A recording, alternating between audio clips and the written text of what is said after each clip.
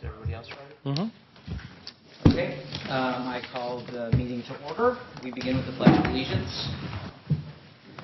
I pledge allegiance to the flag of the United States of America and to the republic for which it stands, one nation, under God, indivisible, with liberty and justice for all. Can I have a roll call, please? Commissioner Bergman? Present. Commissioner Gutierrez? Present. Commissioner Harper-Pedersen? Present. Vice Chair Bradley? Present. Chair Silverman? Present. The next item is public comment. This public comment period is intended for comment on items that are not on the agenda. Is anyone here to speak to an item that is not on the agenda? Seeing none. The next item is approval of the minutes. There are 2 minutes for approval. The first is from May 15th, and I would just note that these were up for approval last meeting, and I don't believe there were any comments other than mine. I mistakenly believed that there was an inaccuracy in the minutes, but I was wrong, not the minutes. So unless anyone has any changes, I would entertain a motion to approve. So moved. Is there a second? Second. Okay. All in favor? Oh, can I have a roll call, please? Commissioner Bergman? Yes. Commissioner Gutierrez? Yes. Commissioner Harper-Pedersen? Abstain. Vice Chair Bradley? Yes. And Chair Silverman? Yes. The next set of minutes is from the June 19th, 2017 meeting. I do not have any changes. Does anybody have any changes? I don't have any changes. None for me. All right. I'd entertain a motion. So moved. Second. Motion to approve in a second. Roll call. Second. No, I got it. You only get the second one. I of beat you them. to the punch. You're slow on your seconds there. Second. I thirded it. You thirded it. That's fine. Let the record reflect there was a third in that motion. Commissioner Bergman? Yes. Commissioner Gutierrez? Yes. Commissioner Harper-Pedersen? Yes. Vice Chair Bradley? Yes. And Chair Silverman? Yes. We're now moving to public hearing. I'm going to briefly read it's not brief. I'm going to read the procedure for public hearing. Staff will present a report on the history, physical features, etc. on the application, followed by the staff's recommendations. The applicant will make a presentation. Thereafter, interested members of the community may speak on the proposal. When all interested parties have had an opportunity to be heard, the hearing will be closed and no further discussion from the floor can be held. The Commission will then consider the evidence and make its recommendation. If you challenge a public hearing item in court, you may be limited to raising only those issues you or someone else raised at the public hearing described in the notice, the public notice, or in written correspondence delivered to the city at or prior to the public hearing. Speakers shall fill out, we ask that speakers fill out a speaker's form found by the door and hand it to the recording secretary prior to addressing the Commission. The speaker should come up to the microphone to speak since the meeting is being recorded. This will assist staff in preparing the minutes. The first item is 26 El Camino Real. Consideration of a design review and conditional use permit regarding a new hotel. I'd note that up on the days we have some correspondence. We have an email from Nicole Cabdarest. We have an email from Paula Ebiger Moffett. We have an email from Ellen Luttrell. We have a email/letter from Melody Pagee. We all have copies of those, and I believe we've all had an opportunity to review them.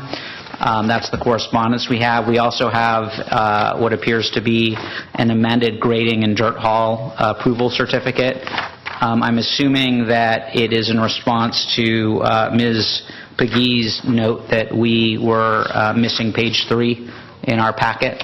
And I'm assuming that this is the same page 3 that was previously submitted in March, or was it May? Let's go with yes. Is that right? Yes. Okay. All right. With that, staff has a presentation. Good evening. The item before you is consideration of design review, conditional use permit, transportation demand management plan, and a grading and dirt haul certificate for a new hotel at 26 El Camino. Just to orient you a bit to the site is located along El Camino Real at Spring Street and Laurel Street with a lot size of 20,495 square feet. The existing hotel contains 29 guest rooms within a two-story building with surface parking as well as a pool at the corner of El Camino and Spring Street. The building was constructed in 1953 with some upgrades completed in 1991. The site is zoned mixed-use North Boulevard with a general plan land use designation of mixed-use medium density. A condominium building is located just to the north, adjacent to the site at 1 Laurel Street, with an office building also located to the north along El Camino Real. There's a mix of retail and service uses located along Spring Street, just south along El Camino Real, as well as across the street on El Camino Real is regional serving retail. The applicant is requesting a development of a 104-room hotel with underground parking and landscape improvements. As I indicated, the entitlements include design review, a conditional use permit to allow parking within 40 feet of a street property line, transportation demand management plan, and grading and dirt haul to accommodate the below-grade parking as well as lower the building into the hillside. A traffic study was completed by Hexagon Transportation Consultants, and that determined that the project with implementation of the TDM measures would generate a net increase of 29 a.m. peak hour trips and 33 p.m. peak hour trips. The study evaluated the traffic conditions at 4 intersections in the project vicinity and determined that the project would not have a significant effect on the level of service at those signalized intersections and did not warrant any traffic improvements. Hexagon staff is here this evening and is able to respond to your traffic or parking questions. The city retained the services of David J. Powers to evaluate the appropriate environmental analysis consistent with the California Environmental Quality Act guidelines. Based on their analysis of the proposed development, the project meets the criteria for an infill development exemption. No further environmental analysis is needed, and their memo detailing that analysis is included in your packet. So the next item up is your design review. This is a view of the building at the corner of El Camino Real and Spring Street. The architectural design of the building is contemporary with the use of painted cement plaster and smooth and panel systems, sunshades, glazing system with white window frames and metal shades. There's also stone treatment at the base of the building, and I have the color and materials board for you. Thank you. This elevation along El Camino does have larger windows, as I indicated, the stone base with metal lattice as well at the base for some landscaping to grow up that portion of the building. And also they're going to widen the sidewalk by 3 feet along El Camino Real and add 2 new street trees. Just another view as you would be seeing it driving south on El Camino Real. The white block next to it is a massing of what that office building next door at the 3 stories.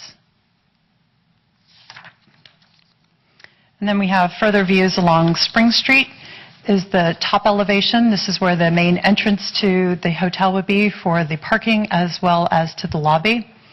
And then the north elevation represents the interior side, so facing the office building and facing the condominium building adjacent. The west elevation is viewed along Laurel Street. Staff has added a condition requiring additional tree planting on Laurel Street. We've mentioned a minimum of 2 additional trees on Laurel Street. So as you see at this part, as the building is sunk into the hillside, it appears as really a 2-story building from the rear at Laurel Street. And then for the conditional use permit, it is a requirement that parking be set back at least 40 feet from the street-facing property line.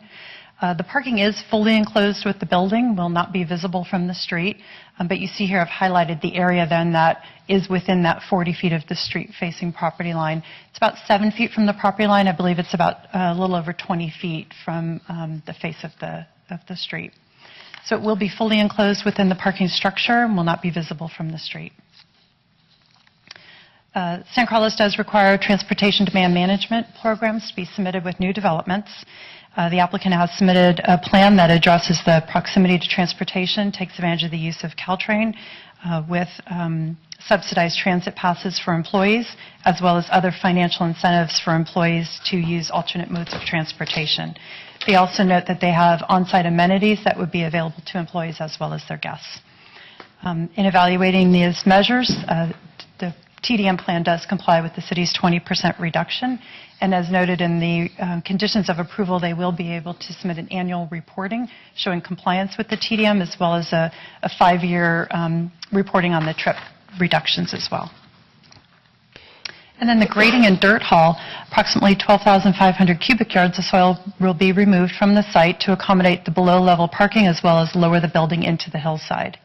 The applicant estimates that would be 625 truck trips, and it would take about a duration of about 30 days to complete the grading. The haul route is Highway 101 to Ralston, El Camino to Spring to the site. The applicant has hosted 2 neighborhood outreach meetings. One was conducted on April 5th, the other on June 13th. And then the city most recently mailed 2 notices. One was just a letter informing the neighbors and the occupants of this meeting, as well as the city's required 10-day public notice. So during those outreach meetings, the comments were summarized, include concerns with insufficient on-site parking for employees and hotel guests. A lot of comments that Laurel Street is currently being used as a cut-through, so they're experiencing some speeding and higher levels of traffic than they've seen in the past. Also concerned with the additional traffic that the hotel would generate. Concern with the height of the new building and the impact to existing views. They requested the hotel remove the top floor of the building. Also request for story poles to better understand the building height and the massing. There was some requests for additional landscaping along Laurel Street, concern with impacts during construction, as well as privacy concern with the view into the hotel guest rooms. This would be mostly on that north-facing elevation as viewed from the condominium units directly across, and then concern with noise and fumes from the parking structure. The applicant's architect will go through some of these slides a little bit more, but just to briefly orient you, the condo, as I indicated, directly adjacent to the proposed hotel building. The one section of the hotel building is 22 feet from face of condo wall to face of hotel wall, and then the rest of the building jogs back so that the upper levels of the hotel building are 50 feet from the face of the condo wall to the face of the hotel wall. And then there's also, they've oriented to where the existing office building is. And then, as I indicated, the architect did do some view study simulations as included in your packet. So the adjacent condominium building at 1 Laurel really sits on top of that hillside, and you see that first level is the garage, and then they have stacked condominium unit. So their units are on the 2nd and 3rd floor. So this shows the view out the 2nd and 3rd floor from that first unit closest to Laurel Street. And you do see that there would be some obstruction of the lower views, but the view of the horizon would still be maintained. Oh, sorry. The city protects public views as indicated in the staff report, but does not protect private views from individual properties. And so this just shows that unit. The downstairs would be the first on the left there, showing the existing view. And then with the new hotel building, you see that the lower portion of that view would be obstructed, but the view of the hills and the horizon is maintained.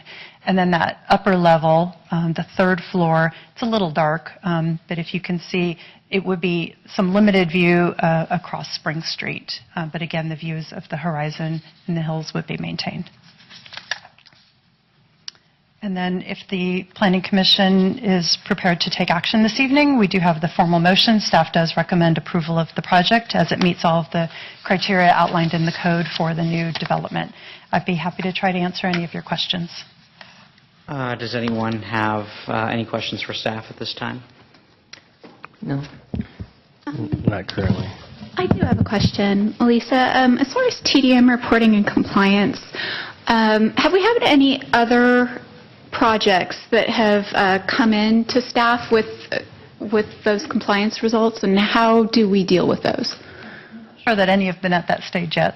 Right. Maybe it might be I'll too defer early to for the TDM Beth. plan. Yeah. Yeah, the one project that we probably have on our schedule, I have to look at the exact language of the conditions, that is complete and is in operation, is the Palo Alto Medical Foundation. And then all of the others, they're kind of in the process of getting built, and after operations commence, we'll bring those back to the commission. So at this point, we don't have any, very many examples, except for PAMP, which is forthcoming. And then I know that a lot of the neighbors, and certainly probably everybody that lives in the city, has had some concerns about construction staging hours and some of the overflow that's gone into the neighborhood because of that. What steps does the city take when that becomes a problem, and what steps should the neighbors take should they find issues with compliance around construction? So what we're doing first is, and this is new as of less than a year ago, is requiring construction staging plan, where the applicant, before a building permit is issued, must show us a plan where they're going to stage the materials, where the workers are going to park, the limits of the construction, how it's going to be fenced. And so then we have a meeting with building, engineering, and planning and the applicant contractor to go over that plan and to make sure everybody understands the construction hours, the dirt haul routes, and that they adhere to those requirements. If there's any violations of those, we've hired Dolores Montenegro to assist us in overseeing the construction projects, to work with the contractors for compliance. So that would be the first point of contact. You can also contact the building official. If there's a clear violation of the construction hours, they should probably call the police department, because that's the best way to get immediate results when typically City Hall would be closed. And then the building official, if there's repeated violations, has the ability to issue a stop work order. Thank you, Lisa. Those are all my questions for staff at this time, though I will have more a little later. Thank you. Thank you. Does the applicant have a presentation?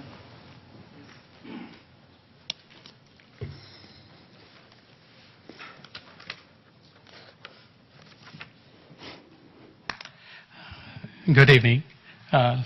Thank you for taking time to listen to us. And thanks staff and Lisa for doing a very good presentation. My name is Nick Daya with Sitaram Enterprises, Inc. And I'm here with my brother Dilip Daya and our architect Sharad Lal and Michelle Hunt from Hexagon Transportation. So we are proposing this development of a 104-unit Hyatt Place hotel to be located at our current hotel location, currently the Hotel San Carlos. We have been in the hotel industry for over 30 years. Our family has always been in the hotel industry. We have operated and developed multiple hotels in San Carlos since the 1990s. And in 1998, we developed our first hotel in San Carlos, currently now the Country Inn & Suites. We are heavily invested in this community and to the success of the city of San Carlos. We are a pride of ownership, operator, and family. I'll talk to you a little bit about Hyatt and its standards. A new Hyatt Place, for San Carlos, it'll be a welcome addition to the city's north entrance. The branding with Hyatt brings high quality and high standards. Hyatt's worldwide name will enhance the city's standing as a bright and vibrant mid-peninsula city. Regarding further into the design aspect of it, I'd like to hand it over to our architect to speak more about the hotel specifics. So Sharad Lal.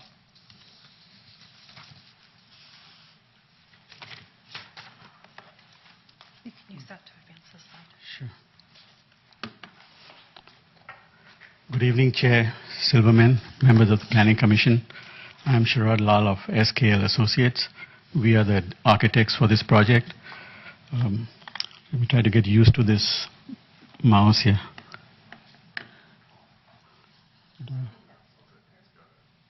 Do I need to use this?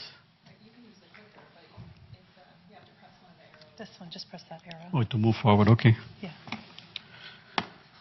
All right, so I have a very brief presentation, and then I'll hang around if you have any specific question relating to the design. So I will just walk you through some of the slides that we have. Essentially, the site is located in a mixed-use boulevard zoning of San Carlos.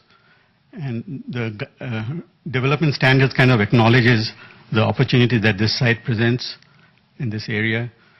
And we have met all the design guidelines that the zoning code establishes. And as you can see, it allows for pretty generous FAR as well as the design guidelines in terms of setbacks, proximity to El Camino. So as far as the setbacks are concerned, on El Camino we have a minimum of 5 feet to 15 feet maximum setback, and we have provided a minimum of 7 feet setback due to the fact that we have an easement along El Camino. On the other sides, on Spring, there's a minimum setback of 0 feet, and then on the north side, there's a 10 feet setback required between the property line just due to the residential development. But without the residential, you could go as close as 0 setback for the north side.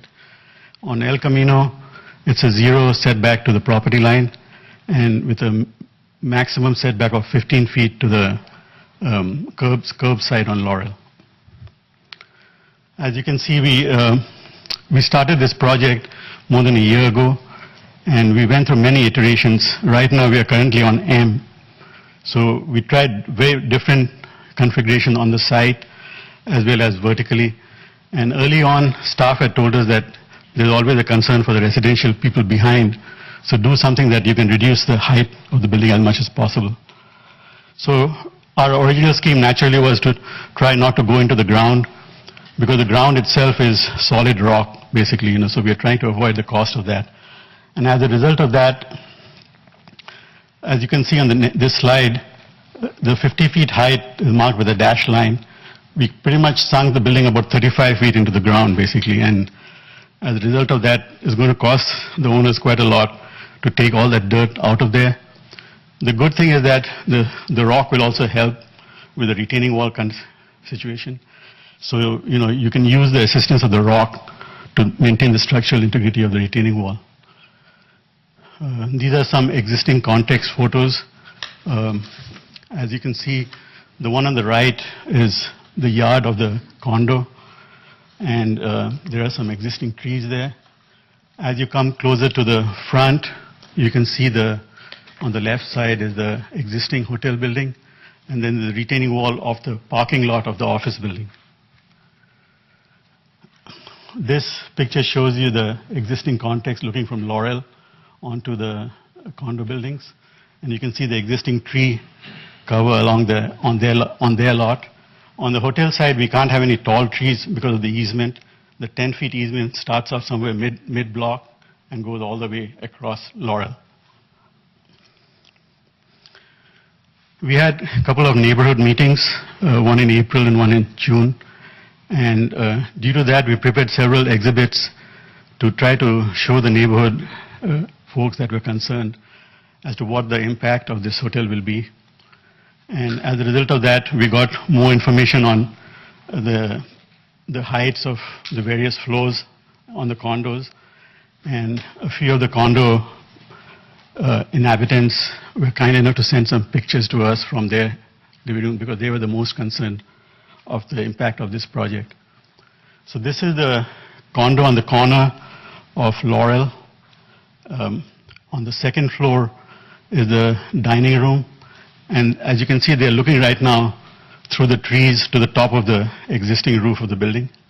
And on the right side is we removed the trees just to give you an idea of how close or what the impact will be of the new building.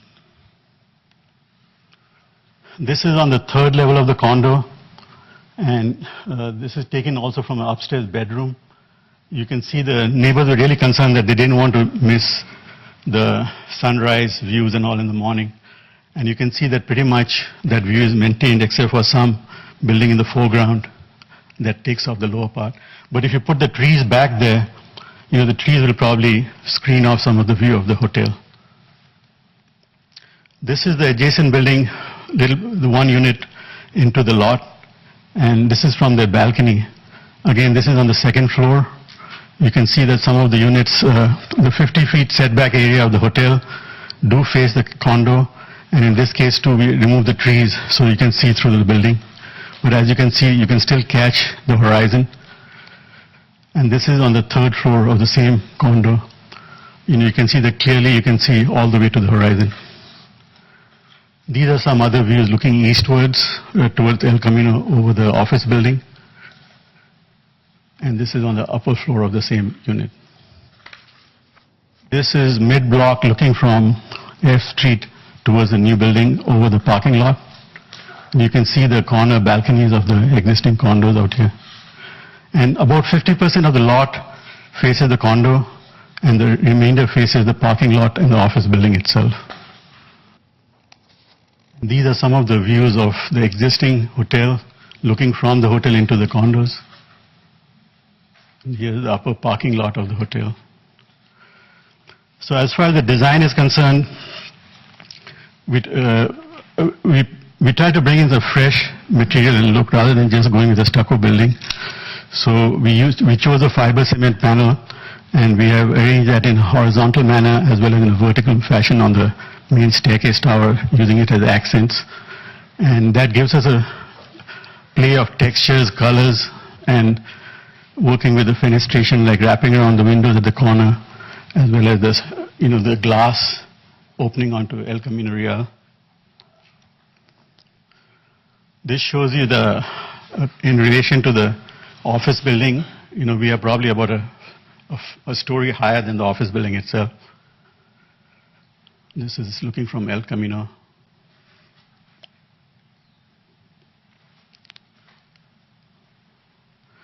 As a result of the neighborhood study, we also did some solar studies, and this shows you that most of the time the shadow is away from the condos, and there's only one time when it's actually reverse. In the evening, the shadow starts moving towards the hotel from the condos. And you can see the shadow is now actually coming from the condos onto the hotel.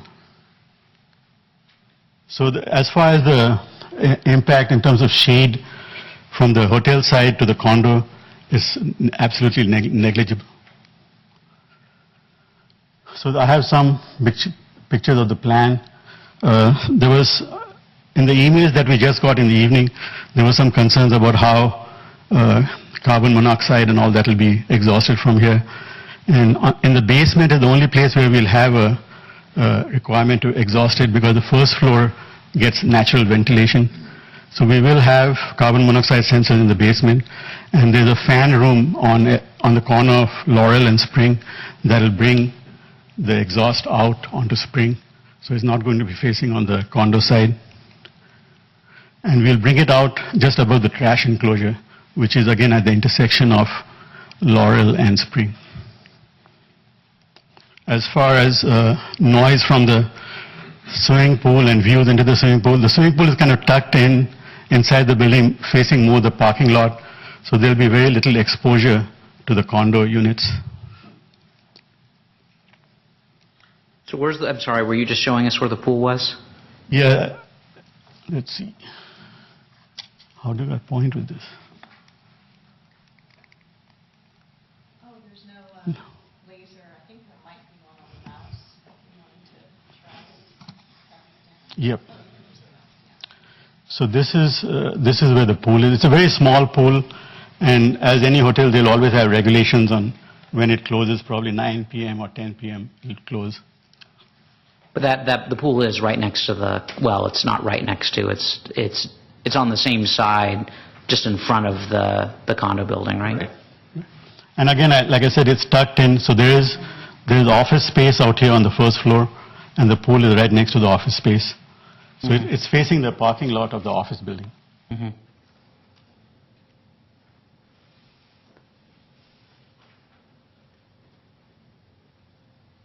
So that's the roof plan. There was some concern about having a white color roof, and we will be using single ply roof, but we don't have to use white. It comes in various shades of gray, so we don't have to use the white color roof as far as the roofing is concerned.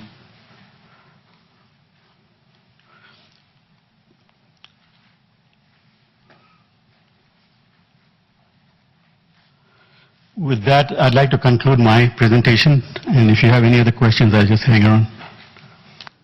I just have two quick questions. In the project description, it mentions a cafe, and I'm curious, is the cafe open to the public or is it just for hotel guests? It's mainly for hotel guests. Okay. Yes. You understand I'm asking particularly because we're going to be talking about traffic, and of course, if it was a larger restaurant meant for public use, then that would create more of a traffic issue. I believe predominantly it's for breakfast only. Okay, so its intended use is for the hotel guests. Yeah, it's a hotel guest, and it's a free breakfast that's provided to Got the it. hotel guests. Okay, so it's what I have in my mind. Okay, thank you. And then my second question is, because the appearance of the roof does seem to be at issue,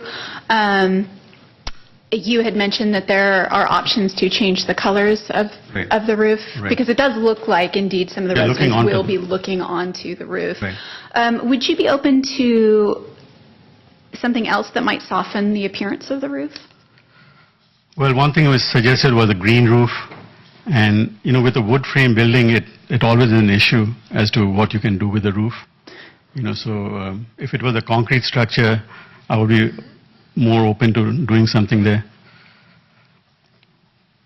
So maybe not a roof garden, but maybe something else that might soften the appearance that would be appropriate for a wood structure. Yeah, we can see what else. We can talk to staff and Okay. maybe come up with something. Okay. Those are my only questions for now. Thank I had you. one thing that I mentioned. One of the last items of staff report, asked for the hotel to provide 2 bicycle parking. And as the ownership has pointed out to me that that becomes a liability. They talk to the insurance company. And if anyone takes the bike and goes down the hill and crashes, it's a liability. So they would like to exclude that of the... Thank you. Also, providing the bicycle was not part of the TDM. It was just we have a bicycle path available for that.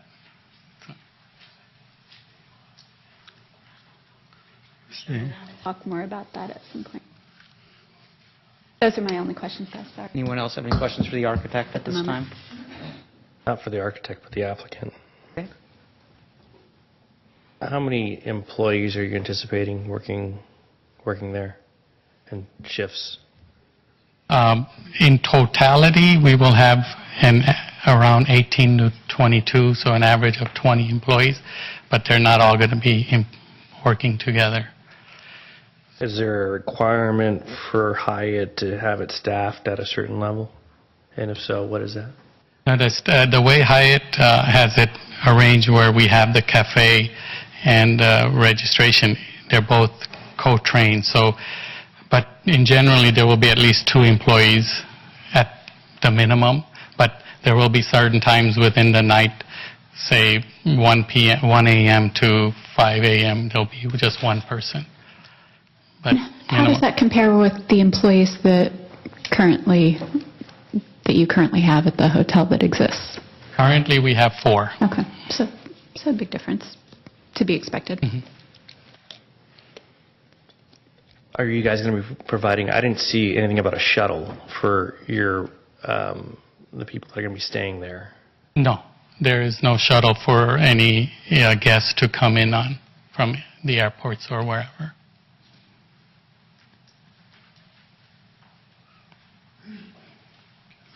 Currently, what's the occupancy rate right now, average for hotels right now?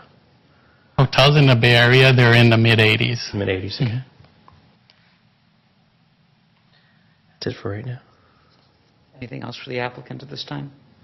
You had a little bit more of your presentation. Looked like there was another slide. You were going to tell us about benefits? No?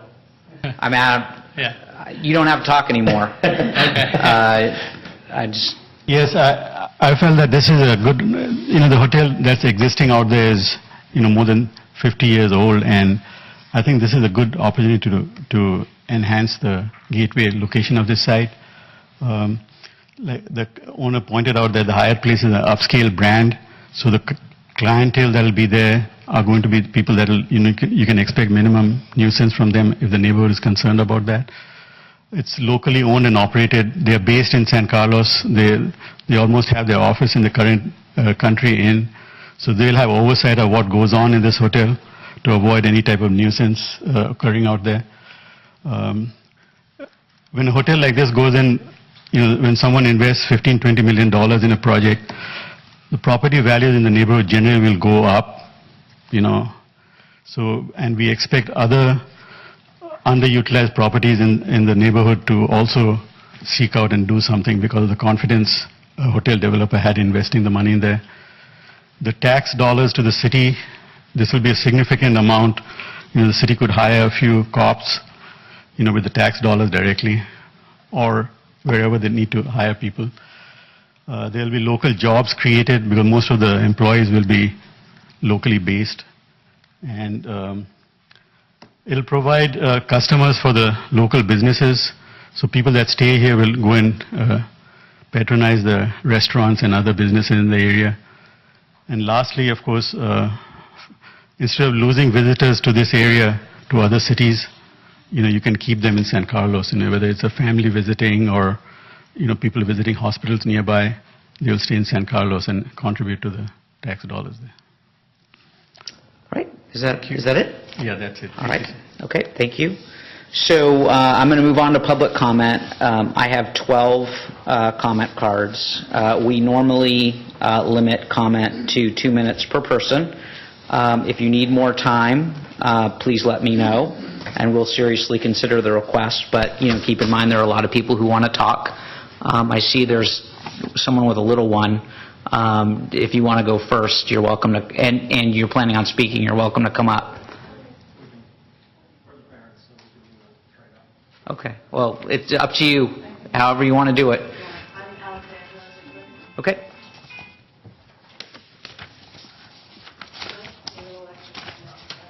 Okay, well, give me a second to start the timer then, so I'll know. All right. There we go. Hi, my name is Alexandra Ziegler, and I live in the condo complex that's right next to the proposed hotel in Unit 109, and clearly I have concerns about the new structure. I'd like to mention two things really quickly. One, we're definitely concerned with the noise and air quality. From what I understand from the diagrams, there's a ramp to the garage that's right next to our building, and that ramp is right next to our living room and bedrooms, and obviously concerned about the noise of cars going in and out, and also gases and emissions from those cars. Has there been any air study regarding those, and can you guarantee that that isn't going to affect our quality of life and coming into our bedrooms and things like that? And noise as well. My daughter and us, our bedrooms are right there. So her bedroom is closer to where the pool, that side is, and that's obviously a concern. Also, I just want to mention that we were, I think someone mentioned that they asked for and were given, sorry, I'm not used to speaking publicly, but asked for photographs of windows and things like that. And only one of our neighbors was asked, my neighbor. We were not asked. And we are one of the units that is most directly affected by this structure. So we were not asked for that, nor were we notified of the second meeting by the hotel, which was very disappointing, to say the least. So nor was I given any response from the city after the first meeting when I had some follow-up questions. So I've been disappointed in general by the outreach to the community and following up with us and listening to our concerns. I just wanted to mention that and get it on record. I started a petition on change.org about this development, and to date I have 143 signatures from only in our neighborhood, so I think that's pretty good just for local people. And I just wanted to read some of the comments. It's all San Carlos residents. From Mary Margaret Flynn, MD, limit the project and heighten footprint. Seems like the city of San Carlos has given the green light to developers whose projects don't take into consideration their impact on San Carlos residents. Yvette Royce, I do not want to see a 4-story hotel erected anywhere close to Laurel Street. Paul Magnetti, Greater East San Carlos is ground zero for overdevelopment. Cynthia de Lamars. Structures like this one, especially when placed near residents, ruin the hometown feel of San Carlos. More and more large buildings are going in. Thus, it's unwanted, unnecessary, and ugly. We have a great tax base, so why all the greed? Andy Bladsbed, a project of this size and magnitude will negatively impact property values in this neighborhood for a multitude of reasons. Privia Joseph, growth needs to be good, not this repeat affair of city-employed consultants telling us there is zero traffic impact. Kristen Kirkertan, because there are too many people and too many cars in this neighborhood. Tara Blathett, San Carlos is getting overdeveloped. It no longer feels like a family residential community. Dana Magdaleno, I currently live in San Carlos, but I'm not sure for how much longer due to all of the issues surrounding these new developments. Peggy Wilson, I am against this project because it is too large for the neighborhood.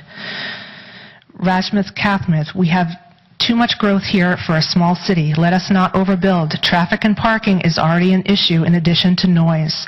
Jennifer Valkov, we don't need a giant hotel in this spot. It robs existing residents of quality of life and benefits no one but the developers. Ms. Ziegler? Yes. About how much more time do you you've been going 4 minutes, so... Okay. Well, I can leave this with you. You can certainly leave it with us. I will leave it with you.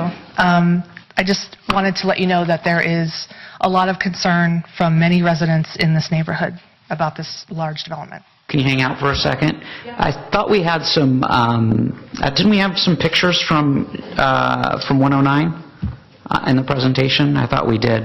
I wanted to understand, thank you. I wanted to understand Ms. Ziegler's comments.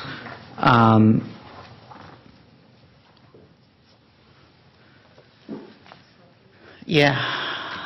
Well, back to the photos.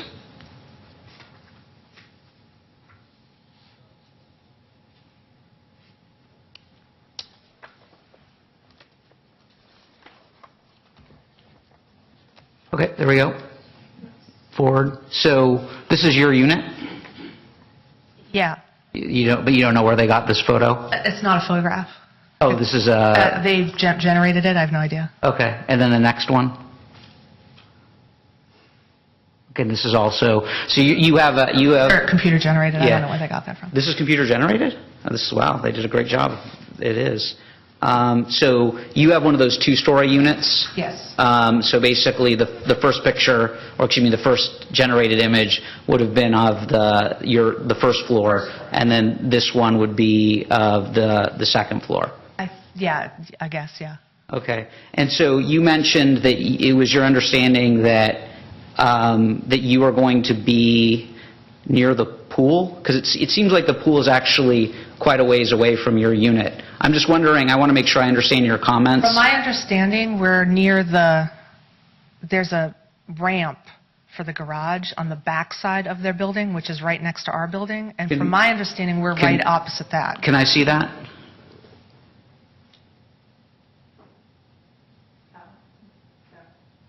So do you see where that, I don't know, here, can I do this? Yeah, so where the 22 is right there? You see where, Where the sorry, whoa. 50. Where this is. Yeah. Yeah, It's the ramp going to the garage. yeah. Where the 50 So is? we're like right, I don't know, we're like right in here, Mm-hmm. our unit? We're right here? Oh, we're right here. Okay, I'm sorry. So we're right here. So I guess the pool is farther away. But the ramp isn't. But the ramp is right. I mean, these are right, that's our living room, that's our dining room, those are our bedrooms, right here.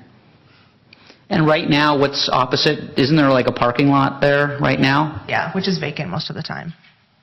Okay. All right, well, thank you.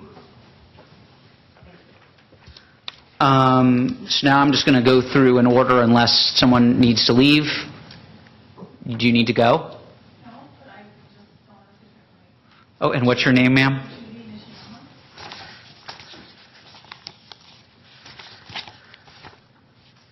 Sure, come on up. Hmm?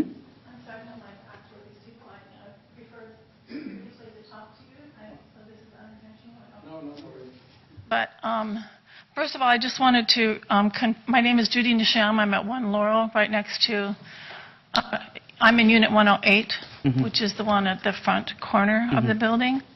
And I just wanted to confirm that we had previously sent letters the first time around, if you still have those letters. So I know that we received them. We can certainly include them as part of the record. I think it's important We will. that they're there because we put some effort and some thought into it, and we were speaking from the heart. And also, I have a little written statement. It's not very long, so I might take 4 minutes too. But I want to also say that there was a comment about retail on Spring Street. I don't know of any retail on Spring Street. So other than the hotel, I mean, there's not retail there. There's a woodworking Commercial. shop or something like that. And also the references to trees. Most of the time, PG&E cuts those trees pretty short. Right now, they're kind of long, and they're tall, and they have a lot of leaves. They don't have any leaves in the wintertime, and the springtime, basically. And they're not, most of the time, we can't even see them. From where I am in my living room and dining room, the trees are like almost below the window line. They do happen to be tall right now, and I don't know why, but PG&E, when they come, they really like cut them down. So when I'm seated in my living room, I'm now going to see, where I see nothing now, just onto the horizon, I'm going to see a building. I did send some pictures, and inadvertently, I guess I stood up to take the pictures. I should really sit down to take the pictures because I'm not standing up all the time in my living room and my dining room and my kitchen table. So I really feel that I unintentionally misled some of the, I mean, it's an open vista. So now I'm going to sit down, I'm going to see hotel windows and hotel rooms, at least on the bottom 1/4, if not more. So it's, for me, that's a huge, huge impact. And my feeling is, and I did express, I don't understand why this hotel design can't change to minimize that impact. Wherein we had a meeting, this was scheduled for an agenda, on the agenda for March 20th, and we had come earlier to speak with Lisa because we just found out about it, and we got the item pulled. You guys kindly agreed to pull it. And then our first meeting in April was with the hotel owners, wherein all these concerns that you've heard were expressed. Our second meeting with them was in June. So at the April 5th meeting, I and others requested that the hotel owners go back to the drawing board and use their resources and creativity to reduce the negative impact on residents' natural light, views, privacy, and property values. My personal question was, why would well-meaning community leaders deem that visitors in town for a few days have the right to better light and better views than those of us who call Spring Valley condominiums home 365 days a year? No one disagrees that the San Carlos Hotel needs some major improvements, but there has to be a way around this. It seemed reasonable that the footprint of the new structure could be reduced and/or the design reconfigured to accommodate, in particular, the families who live directly overlooking the San Carlos Hotel. When we met on June 19th, I was ever so hopeful that my biggest concerns to maintain my cherished panoramic southern views, the largest and main source of natural light, that's where I have all my windows in my condo, into my home, my privacy, and my property value would be addressed. I was prepared to be impressed. I hope you can at least begin to imagine my disappointment when, try as I may to think differently, I realize that the footprint of the structure, its proximity to One Laurel, and especially the height of the structure had not been changed in any way. Our concerns had not been heard. One request generated at the June meeting was a full-blown environmental impact review, which surely for a building of this size and the number of people it will bring into the community should be standard procedure. Another request was for the placement of story poles to enable everyone to clearly understand and envision the size of the proposed structure in relation to the One Laurel and One Elm in particular, and to the neighborhood overall. These are requests that you, as guardians and leaders of the community, should have no qualms about requiring. The impact of the proposed structure upon my neighbors, and my community's quality of life may be more of a sacrifice than we are willing to make. It may be more of a sacrifice than we should be asked to make. That's it. Thank you. Okay. Next up is Dr. John Ulrich, followed by Michelle Casare? Hello, my name is Dr. John Ulrich, and I've been a small business owner in the town of San Carlos for 25 plus years. I'm not going to be impacted because I don't live in the immediate area there. Rather, I'm going to speak about the integrity of the Daya family. I've known them for many years, and their integrity is off the charts high. They deeply care about this community. They've raised their families here. I think we should, with open arms, welcome a business. The area is going to be developed one way or the other. And if we're going to have business owners that actually live in the community and care about the community rather than a big corporation that may have their centers in another state, I personally think that it would be nice to have people that actually care about our community and spend their money, develop a business. I think it's a beautiful site. I think it'll look great, but again, I cannot speak about the impact that it will have on the views of the people that live in the immediate area. But I do think that having owners that are of this caliber, we should consider that as part of this as well. Thank you.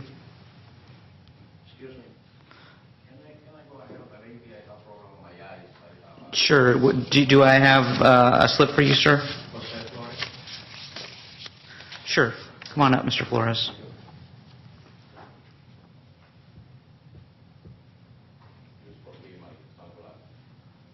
It's fine. You can keep them on if you like. Thank you. Sure. My name is Jose Flores. I have lived 1 Elm Street, number 108, for more than 30 years. Lately, during peak traffic hours, it takes me between 8 minutes to get out to exit my garage. My garage faces to Laurel. The stream of northbound traffic on Laurel is fast and steady. Believe me, I don't know why the traffic study does not mention anything about this, because I have done it just to make sure that what I'm telling you is the truth. I'm not lying about.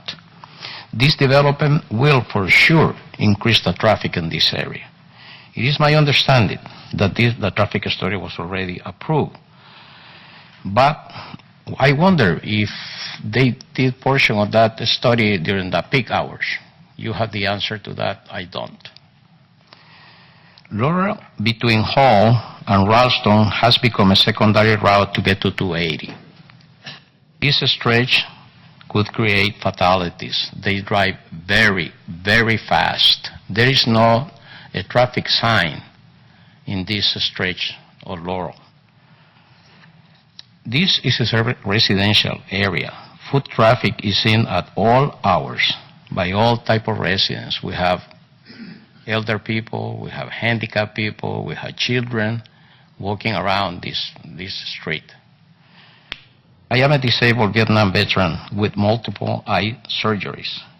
I don't need this kind of driving, more vehicles in a residential part of this neighborhood. This is a residential area. This is not a commercial area. I understand perfectly well that this is a mixed-use codification on this. I work at night due to my surgeries. I cannot do it during the day. And I meet a good number of neighbors doing the same. Once this project takes place, there will be a good number of strange transit people walking around our neighborhood. And this will not happen only at night. It will happen on a 24/7 basis. I understand that this project means revenue for the city of San Carlos. But this profit for both the developers and the city will be at the expense of all us who are residential occupants. This is not fair. This project is surrounded by residential units.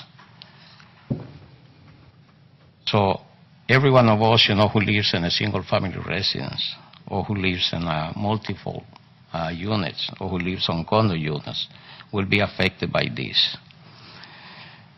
The units that some of the residents over here are talking about, that their view will be blocked. I retired as a chief lending officer for a savings and loan, and I know the value of a site. I know the value that it has, a property with a view. In our area, it was no less than $50,000. They will suffer for that. I don't, because I live on an inside unit. And I can tell you that the pictures that the gentleman showed about the sunrise, I can see that from my window, even if I don't have a view. So that doesn't mean anything. The sunrise is there when you open a window. So, having said this, they also will be exposed to windows inside of the hotel. Not everyone who comes to a hotel behaves properly. They have children.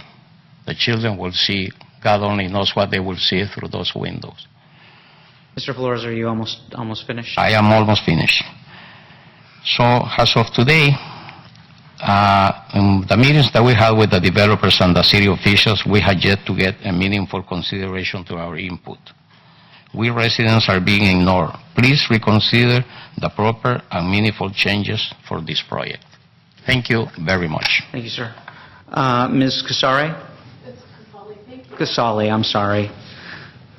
Thank you so much. I put together a statement that I'm just going to read in the interest of time. And I want to say that my name is Michelle Casali. I have lived in San Carlos for the last 15 years. Currently, I am a renter in the duplex directly across the street on Spring Street. I've lived there for the past 10 years, and it is one of the properties that will be most significantly impacted by this project.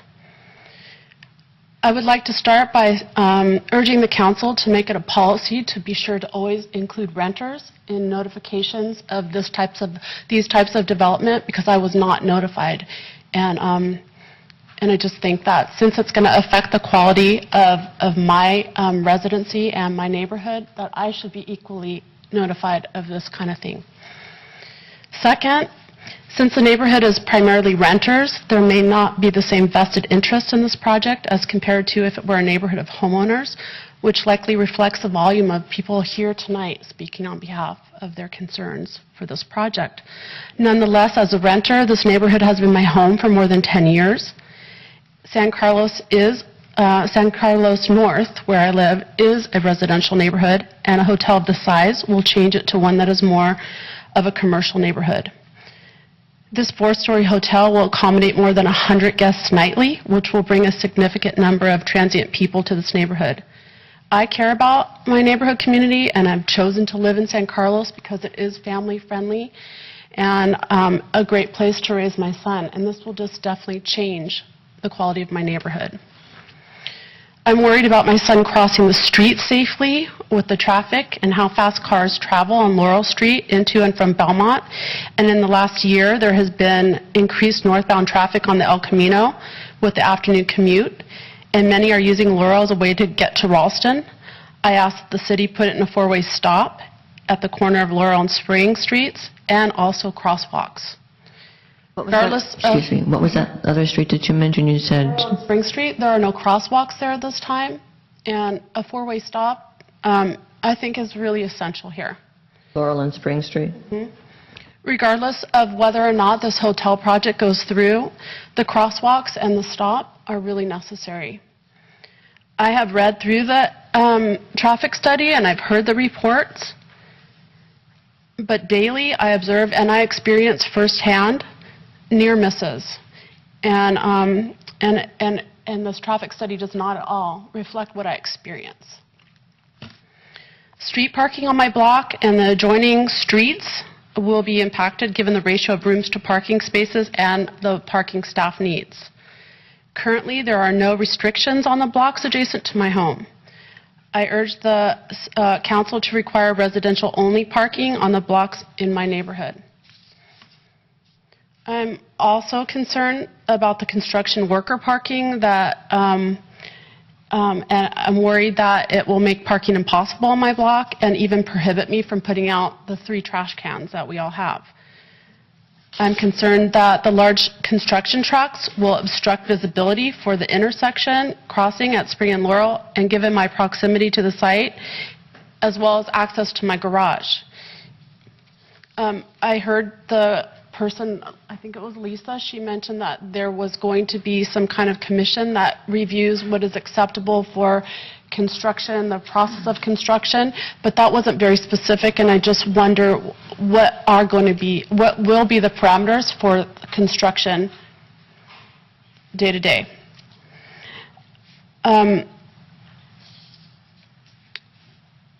The hotel project will directly impair the views of my building. It's one of the most impacted buildings, and it's one of the nicest features of where I live.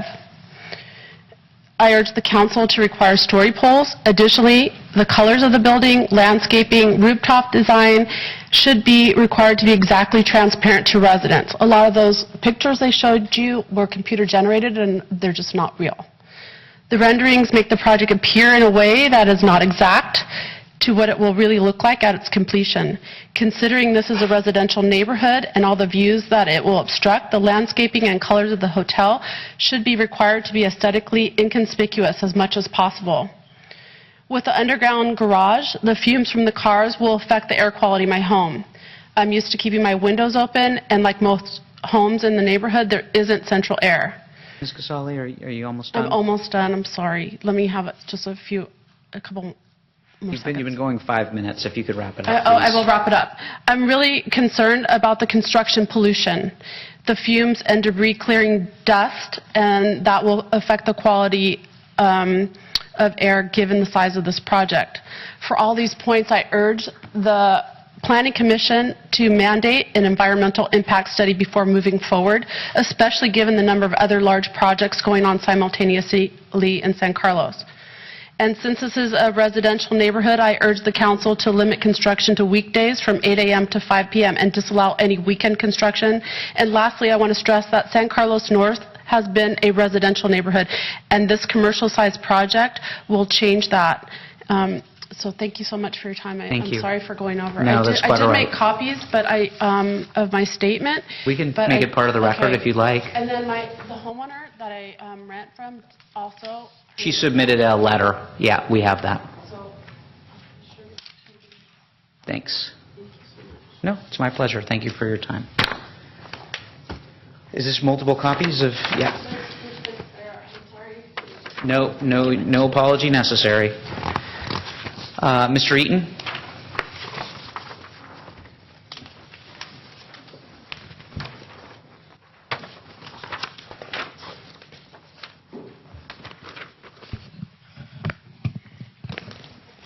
Doesn't want to stay there.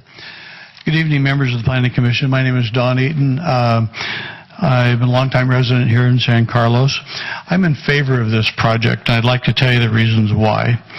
First off, it has a terrific location that's appropriately used, that will increase and complement the vibrancy of a commercial corridor, namely El Camino Real. It'll help the nearby restaurants, it'll help the downtown ultimately, and it's appropriately designed that way.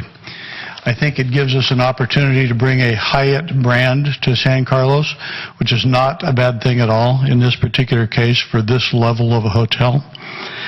I think that in approving this, you would be endorsing quality, experienced, local owner-operators who have worked very hard with the Hyatt people to try to come up with an appropriate design that way. This particular design, I feel, is very attractive. It's a good addition to El Camino, which is, of course, the grand boulevard for the peninsula. I believe it meets all the code requirements that in its design. From my understanding, it does not block any views of the bay because it is cut into the hill, and that has been done at substantial cost, additional costs to the applicant that way, into the millions of dollars.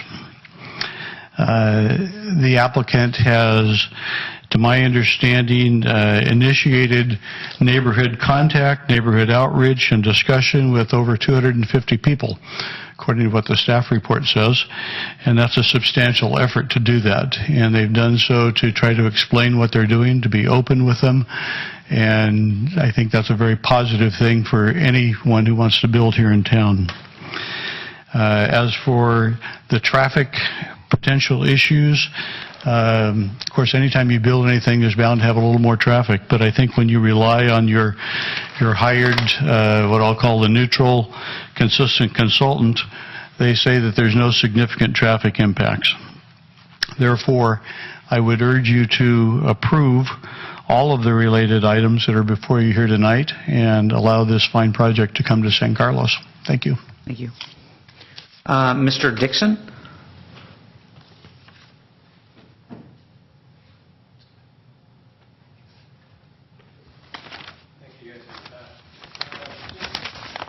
Start off, I know I have 4 minutes, so Well, technically it's 2, but we've been... I'll speed through, try to get through But we'll give you a reasonable amount of time. Thanks so much. So I'm just curious if any of the people speaking on behalf of the Daya family actually live in our neighborhood, because if they don't, it's really easy to make statements that supporting this project is great because you have no skin in the game. You can clearly see from the diagrams that were presented tonight that views are going to be compromised. So when the architect comes along and presents theoreticals like, well, revenue will go up and this and that, I fail to see how the value of my unit or my neighbor's units will go up when their views are being basically cut in half. And that's going to result in, it has to result in depreciation for the entire complex, because if one unit's value goes down, we all go down at the same time. So I'm just kind of wondering how a project like this goes on for a year and we're only notified that it's going to take place in April. So I would think that's something, given that it's in actual residential neighborhood, not a commercially zoned area, that we would have been at least given some input into discussions that were taking place. Then maybe we would have had more time to work on designs and whatnot. But I've also heard tonight that outreach had taken place and that there was communication sent to 250 people and this and that. That may have been the intent, but that didn't happen. I mean, I only found out about the initial meeting that was to take place in April to vote from my neighbors, and that was after they found out after the fact as well. So again, it's great that attempts were made to reach out and work with the neighborhood. But when communications, some neighbors received that after the meeting was scheduled to take place, that leads me to think that, insufficient efforts were made and that maybe somebody was just trying to get this project through without notifying the neighborhood. Because again, this is a residential neighborhood. It's not commercials. There's a lot of homeowners in the area that are looking at valid concerns about, walking with their kids through the neighborhood, having their views taken away, seeing, a place that they've made their home go down in value. And there's nothing they can do a whole lot about. So, the meeting tonight is great. Hopefully, we've able to open your eyes to some of our concerns, and maybe the council can at least take a step back and look at the designs again, and maybe we can work something out to try to, make it a little more a situation that works better for everyone. But otherwise, it's really a concern that the city of good living, that's the slogan of San Carlos, but good living for who? For transients that come here to stay for the weekend, or for people that pay taxes and vote. So it is a concern for a place that purports to be so community-oriented and want to take care of the residents, but you're not really taking care of the residents in this situation. So that's all I have to say. Thank you. Ms. Biliak?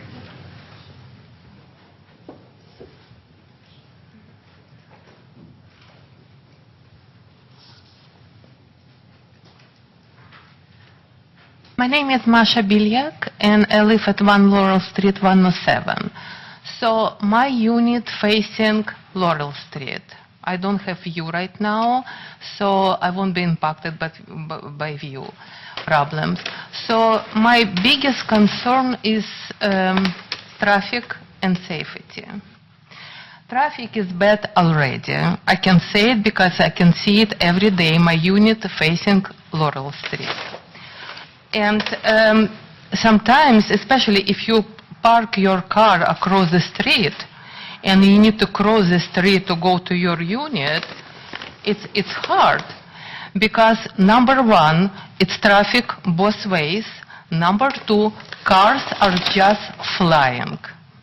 We don't have stops, and it's hill, and you don't know where car coming from. It's just a matter of time if something bad could happen, because I can see it every time, every day. So, And we need to take to consideration that we have a lot of elderly people, people with disabilities, including, unfortunately, my husband. And it's really hard for them just simply cross the street.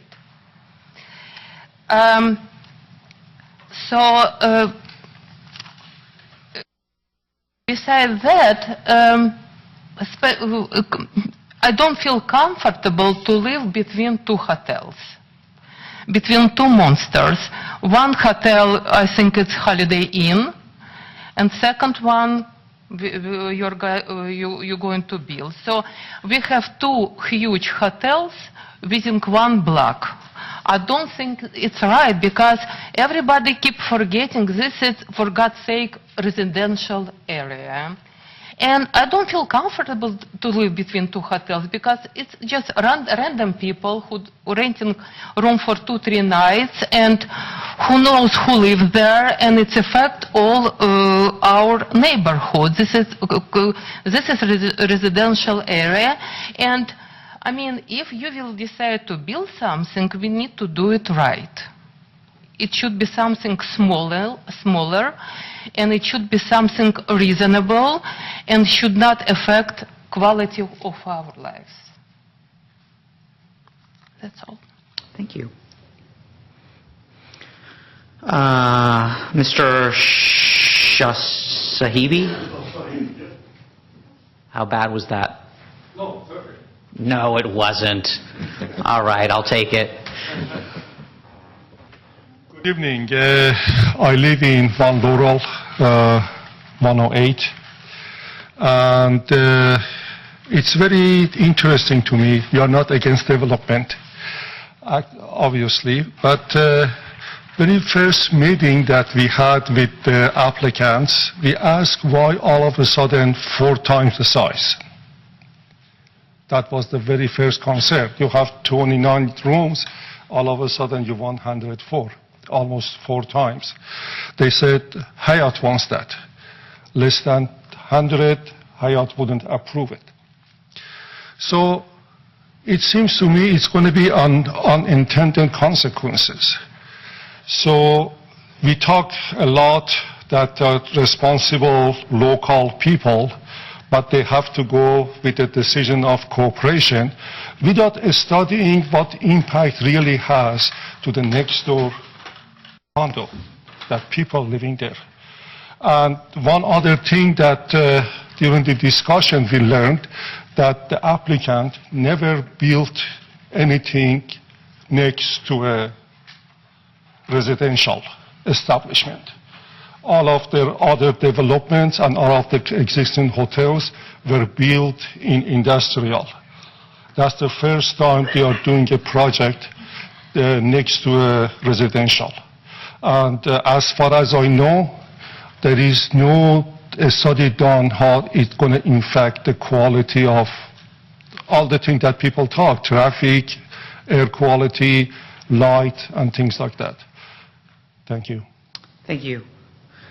Mr. Tulek?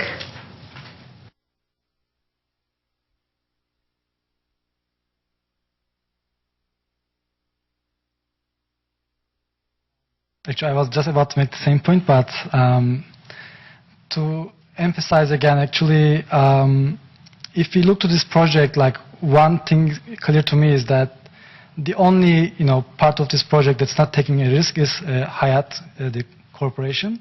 All of us here are like taking a risk to build such a big building next to a residential area and hoping that it will bring the development like promise that it brings.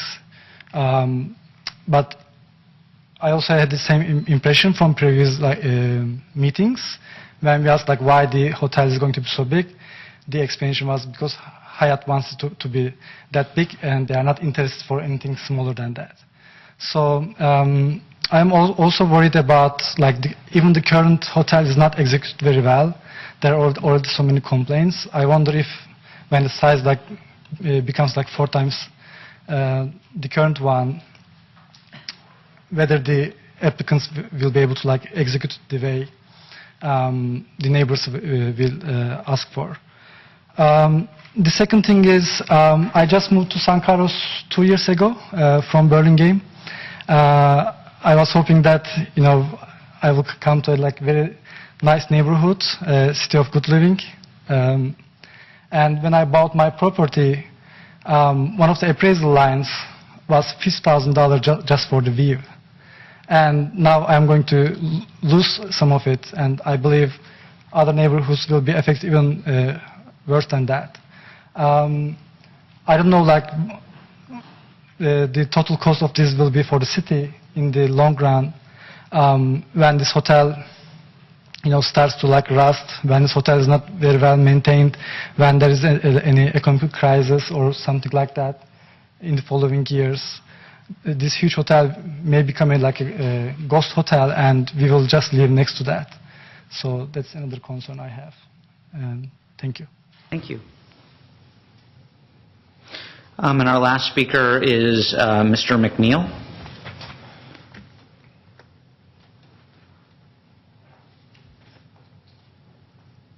Good evening. My name's Robert McNeil. I live in Unit 109 at 1 Laurel Street. My wife and daughter were here.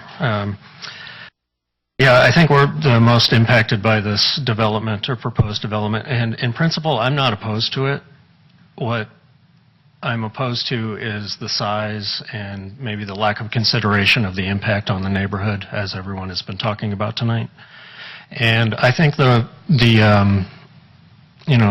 some risk here that the city is not doing its due diligence to consider all the factors, or maybe trying to rush this through. I think if this was permitted tonight, it would be a mistake, and the city would be accepting a lot of liability. I have a letter that I'll give you to put into the record after the fact. I'll try and highlight the most salient points. I think most importantly is that the EIR exemption is not valid. In communication that was sent to us, saying that this meeting was going to be held tonight, they cited the California Environmental Quality Act, Section 15332, which exempts infill development meeting general plan policies and applicable zoning regulations from further environmental review. I looked up this regulation. That one quote was a selection of one of many criteria that have to be satisfied, and other criteria stress emphatically that environmental considerations have to be taken into consideration. In the discussion for this, it says, this class is not intended to be applied to projects which would result in any significant traffic noise, air quality, water quality effects, etc.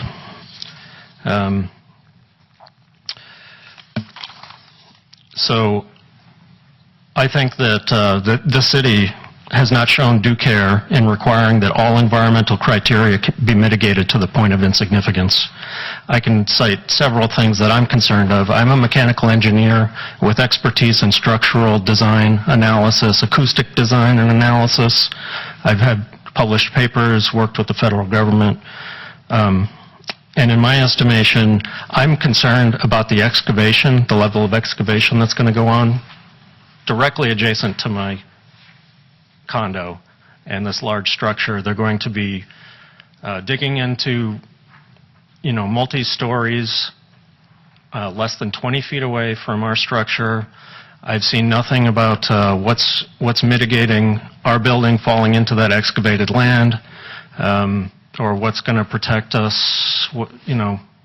I don't think, has an engineer signed off on this yet? Has a professional engineer signed off on this? What is the city requiring for insurance liability from the developer? And is the city willing to take on the liability of this project without performing a full environmental impact report? Because that's what we're dealing with here. With respect to noise, the pool was discussed. Again, I have credentials in acoustic design and analysis. While the pool is, has some separation from our unit, the design of the building is like an amphitheater towards our building. And it would actually amplify and direct the noise onto our structure as would the traffic noise from the up and down ramps from the subterranean parking. Back to the excavation, we've heard that it's bedrock. How are they going to get through the bedrock? Is there going to be blasting to get through it? Is it going to be jackhammering for months? What decibel level is appropriate and in compliance with city noise ordinance? And how are we going to ensure that they conform to that? I've seen nothing on that. This is another concern that an EIR would help investigate. We've heard about the air quality issue that we're concerned about, and while I appreciate that they're venting, the parking structures, I don't know that that's sufficient, and I am not satisfied that it is sufficient. I'd like to see more. Mr. McNeil, are you almost done? Yes. I think the one last main point I want to make is with the parking. I know in the planner's recommendation, I looked at the rules for parking. The requirement is 1 parking space per room. There was an exception made for 80 parking spaces. The complies with 20% TDM. What is TDM? Transportation Demand Management. It's a plan to reduce the number of trips by 20%. Okay. Well, I think the gist of it is that we reduce the parking requirements by 20%, assuming that people are going to take the train or public buses, or there's even talk about motorcycle parking.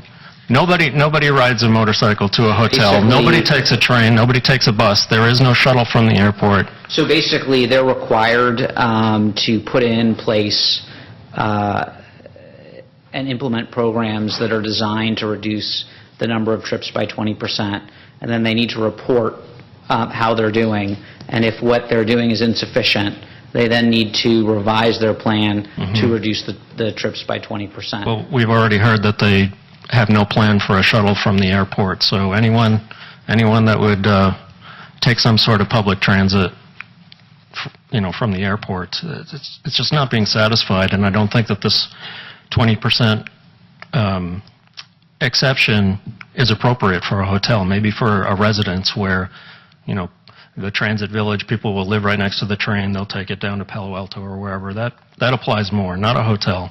You have baggage, you rent a car, you park at the hotel. And that's it. Thank you. Thanks for listening. Thank you. Thank you, sir. Is there anyone from the public who wishes to speak who has not yet had an opportunity to speak?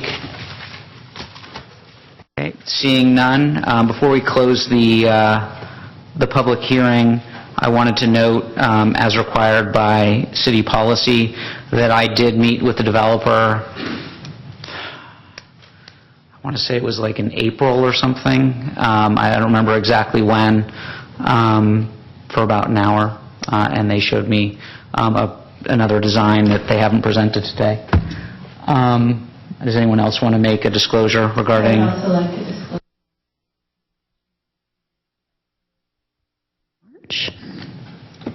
March? I don't remember when it was. And I would also like to disclose my communication with the developer. I believe it within 2 weeks of when the first meeting was. I'm not sure if that's March or April, but when it was first on the agenda, it was within 2 weeks of that we went over the plans. They're different than what they presented today. Anybody else?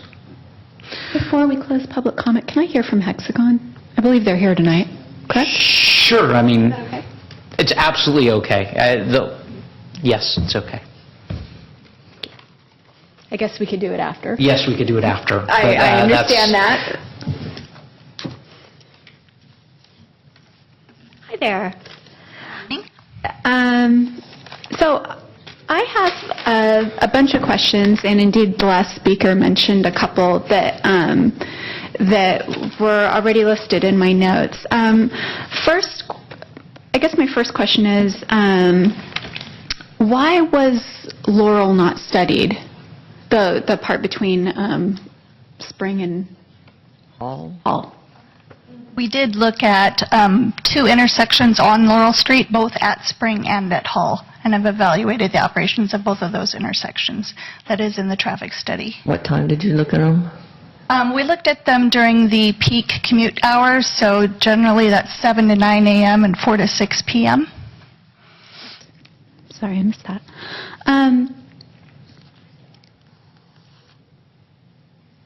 From what I understand now, when people are coming out of Spring, to go left onto El Camino, they wouldn't have a protected way to do that right now. Am I right? Correct. It's just stop control. Which means that somebody from the hotel would probably go out Spring and then go up Laurel to go out. Sorry, I don't have the map in front of me. To go out another street to make a left onto El Camino at the light. Am I? Most likely F Street, That's a possibility.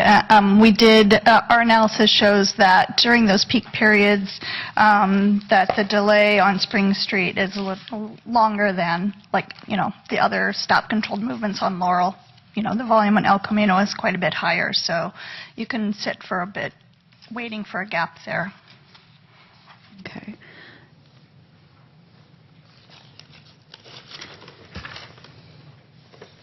And then, I'm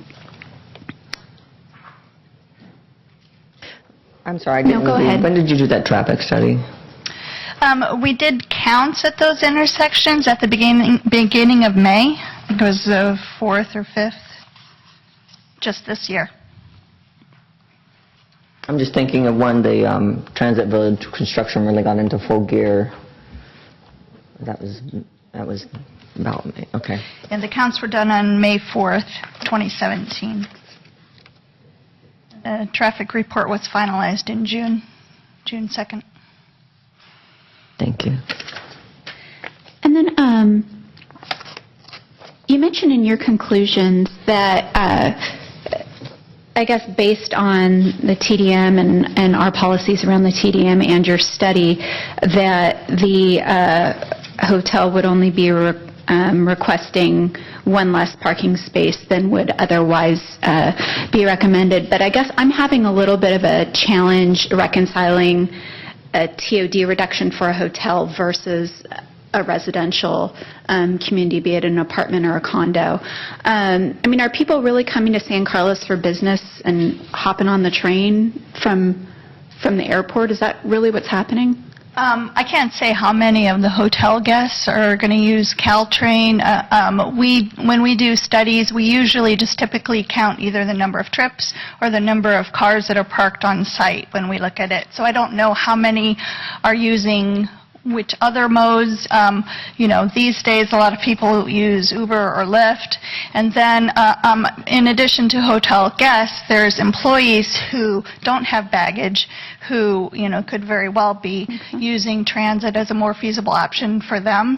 So our parking analysis was based partly on the city code. We compared it to the city code, but we also looked at parking surveys that we've done at numerous other hotels in the area. There are 7 other hotels that we did a parking survey, and for hotels, the parking demand is greatest at night when all the guests have made it back to the room. So we go out there late at night, like at midnight, count how many cars are in the lot, check with the hotel how many rooms they have occupied on that night when we did the survey, and we then come up with a ratio of X number of spaces per occupied room.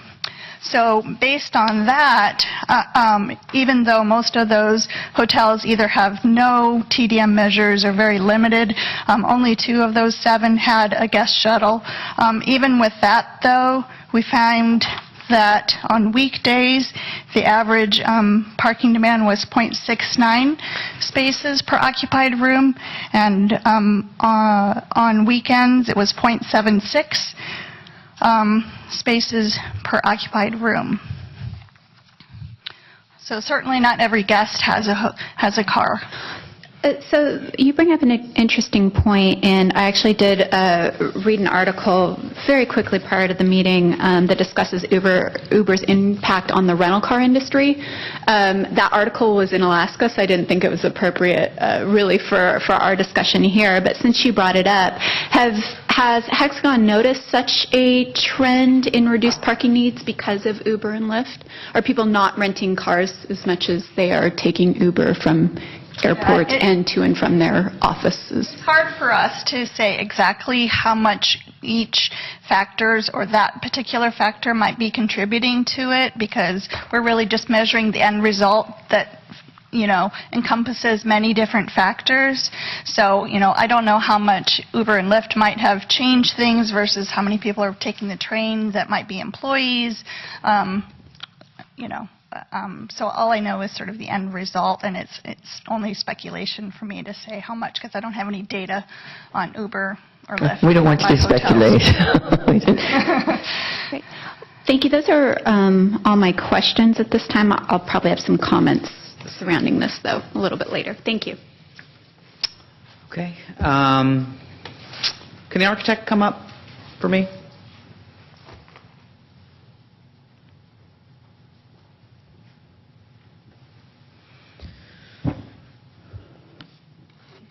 Did you consider, well, I know you considered other designs, I guess, based on what you said, 13 other designs. Did you consider any designs that had the ramp somewhere other than adjacent to the residential buildings? Yes, we did have the ramp initially on Spring side, but then the rooms were closer to the condos, so we decided it's better to have the rooms facing Spring and not. So currently in the entire hotel, I would say probably less than 15% of the rooms actually face the condos. Most of them are on street facing. So we switched that around because we thought that would be a better deal. Was there otherwise, as far as the design, was there any other reason other than you thought it would be better for the residents to have it on the residential side? Well, one thing is that is much below first of all, at the residential level at Laurel, you have the parking garage. And then you got the units on top of the parking garage. This is actually one story below the parking garage where the ramp starts going down. So they are like 2 floors above looking down onto the ramp. Yeah, but I guess the concern, and honestly, it didn't occur to me until today, and I heard the comments, is with cars, right? I mean, with people coming into the hotel at 10, 11, 9, I mean, that's when a lot of people will get in flights late. They're going to be driving in and pulling into a parking garage at 9, 10, 11 at night, and that can be noisy. So, I don't know if I'm the neighbors whether I prefer having more of a setback and the ramp on the residential side, or whether I prefer to have it on the non-residential side. I mean, I'm thinking I prefer to have it on the non-residential side, but I mean, I'll be interested in getting a sense from the community what they think. But from a design standpoint, you can do it on either side. It'll have some circulation issues. As you know, the site is very tight, so it could have some circulation issues. But one thing that we also considered was, I've done many, many hotels, even in the peninsula, where we have basement parking. And often when I visited after they are built years later, one thing I noticed is the fan room in the garage. And I asked the owner, how many times has this fan come on? So what happens in a hotel is people don't come in all at once. So even the carbon monoxide sensor doesn't kick on for years. It won't kick on, because by natural. I'm not asking about the carbon monoxide. I'm just saying that people don't come into the ramp one after the other. People is spaced out quite a bit. I hear you. No, I hear you. I mean, was there ever any consideration of putting the ramp on Laurel? I mean, I recognize that it's an extremely busy street, but if we did put, not that we don't have the authority to do that, but if we did make it a 4-way stop, so that people were actually slowing down, was there ever any consideration of putting it actually on Laurel? I think it's forbidden. You can't have any driveways on Laurel. Oh. Yeah, I think I'm remembering that too. Okay. Mr. Chairman, can I also ask a question of the architect? Not of me, but of the architect you may. Could the ramp be covered in its current location? Yes, it could.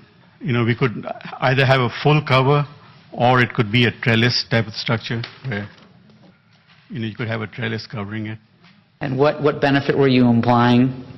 Well, then you wouldn't hear the cars or see the cars, and there would be no exhaust in that location. So you'd completely screen it from the residents next door. Okay. So my next question for you, I know you don't want to do it. I know that it's an engineering problem. Are you saying today that it would be impossible to do a green roof? It won't be impossible. You can have certain sections of the roof, they have these prefabricated green roof vats which you can put together and get it. They're very low maintenance. It can be done, but you don't want to do it over a large span, but if we have to place it strategically so it helps the neighbors that are close to the property line. Can you talk to me a little bit about what considerations you did with respect to environmental design? I mean, normally I would be asking for solar panels, but my guess is that solar panels would actually be less positive for the community because they'd be looking at a bunch of solar panels and they're concerned about glare. But are you using permeable paving? Are you using reclaimed water? And what are you doing as far as... Well, the very fact that, we have a covered garage, that itself gives you several lead points because you got the heat island effect taken care of. This isn't LEED certified, is it? It's not, but we could have got lead points because of the garage situation because, we don't have the heat island effect. On the roof, we are using a very good quality material where, there'll be good reflectivity of the sun's heat. Mm-hmm. And then the air conditioning system is another $1 million add-on that we decided not to use the PTAC units with holes in every window. So we have a VRF system which is extremely efficient. And they'll get the money back within 5 years in terms of the electricity saved. Mm-hmm. So there's a lot of very efficient, energy efficient and environmentally friendly stuff that goes into the building. Are there any other environmentally friendly considerations that you considered and rejected? If this building had to go for a LEED, it'll probably get like a silver rating very easily. As currently designed? As currently designed. Yes. So is your developer willing to agree to require a LEED silver? These days it doesn't have much value as it used to have 3 or 4 years ago. But right now Cal Green itself will force you to do a lot of stuff that will get you that rating. So were there other environmental considerations that you considered and rejected? One thing is that we did, the owners did, on another building, we had the solar panel installed on a hotel. It was expensive, but if you have... But that goes on the roof, right? That goes on the roof. Anything else? I think that's about it. There's the energy savings out of that air conditioning unit. Out of 19 points, that'll get you about 12 points. One of the requests that was made was from additional trees on the Laurel side. Is there anything, and I think the particular request from Ms. Peggy was to go from 2 to 3 to 4. Is there room for more trees on Laurel? I think on Laurel, what happens, it tapers off. So where the landscape architect has placed the trees, it's in the area where becomes wide. But as you come closer to spring, it becomes barely like 5 feet or even less. So there's a limitation. I'm sure you can add a couple of trees and space it out. But as you come closer to spring, it becomes very, very tight. Mm-hmm. Anyone else have anything for the architect at this time? Yes. While you're there, I'd like to ask the applicant, but perhaps you'd... I'm going to bring him up too, so... Okay. Well, let me ask the architect while he's there. If this project were approved at this point, what do you anticipate, how long it would take to complete the construction and ready for occupancy? Construction will be 15 to 18 months. I think the residents are interested in that. Thank you. I have a question for staff. It might end up being for the applicant, but one of the community members brought up the EIR exemption, and he brought up some good points. I wonder if the staff could speak to the process for the EIR exemption and the things that were brought up specifically having to do with the excavation stuff and how that was considered. And then one other thing that I wanted to bring up was, and one of the other community members was speaking about not necessarily how much traffic, but the speed of the traffic coming down the road, especially now with all the people cutting through on Laurel. And if there's something that we can't do in the city to talk to the city, traffic people to see if there's something they can do to put some kind of something to slow it down, because I'm concerned about the safety of the traffic going on that road right now. It might not always be that way, but right now it certainly is, and I think that's it's a potential danger. If we could at least refer that to the traffic division. Okay, thanks. For your CEQA question, we retained a consultant and posed the question to them, here's the project, what is the appropriate CEQA document to evaluate that project? And so they took a look at, the first step is usually you look at, does it qualify for an exemption? Are there any unique characteristics that would raise to the level of a negative declaration, mitigated negative declaration, or a full EIR? So they evaluated the exemption. That memo is included in your packet, and they went through, there's exceptions to the exemption, so they went through those first to see if it qualified for any of those, and it did not. So then they went through the analysis of the exemptions and felt it was appropriate. Given the different screening levels, you've heard already from the traffic that there's no significant traffic impacts. They also evaluated the Bay Area air quality standards for greenhouse gas emissions in operation as well as during construction, and it didn't rise to any of those levels as well. They looked at, is there any hazardous materials on site, any special status species, and just really went through that analysis and determined that it is appropriate to utilize the CEQA exemption for this project. As you know, we have looked at hotels recently, and with those developments, there really hasn't been any issue that raised to the level of requiring the EIR in amount itself. There wasn't any thresholds that were triggered through that process. The comment about request for four-way stop and speeding, I did forward that since it wasn't warranted through the traffic study as a part of this project or on its own. I did forward it to the Public Works Director for consideration, and I will follow up, let him know the comments came up again this evening. Lisa, while you're up here, did the document, and I do see it, did it evaluate the project as designed, meaning did they know they were going to Yes. I can't believe I can't say the word right now. Project as designed, and we gave them the geotechnical study as well. And so this isn't the end, as you know, of a project. This is really one of the big first steps. If it's approved, it would require a building permit, very detailed review, as well as detailed review of the geological, geotechnical studies. They're going to need to make sure that the appropriate construction methods are utilized to, maintain the structural integrity of the adjacent building as well. And then there's going to be inspections throughout. There's going to be certification letters by all of those experts to the city saying, yes, it was built according to my standards, yes, I inspected it. So all those steps still do need to occur. And could you go over the construction staging process or the construction meeting, or I think you went over it in your presentation, but could you go over that again about what the process is for coming up with the construction plan and to make sure the neighborhood's taken care of? Right. So, what we look at in the construction staging plan is the location for where they're going to store the materials to make sure that doesn't overflow, or Public Works is comfortable if they have a location that's in the public right-of-way, they're comfortable with that. Take a look at where the construction workers are going to park. Are they going to shuttle them in? Once the grading phase is done and they have that pad poured, a lot of the construction workers will be able to park on site. And that's when you get the largest amount of construction workers on site, is after that kind of grading and concrete fill stage. And that's what we're going to be seeing at the Wheeler Plaza project as well, is once they get that pad poured, they're going to get all those construction workers on site. And then the hours, just make sure they understand, we haven't limited this project beyond the standard construction hours, with the exception of grading. Public Works does limit the grading hours, and that's mostly to offset from the peak AM and PM peak traffic hours. They offset the grading.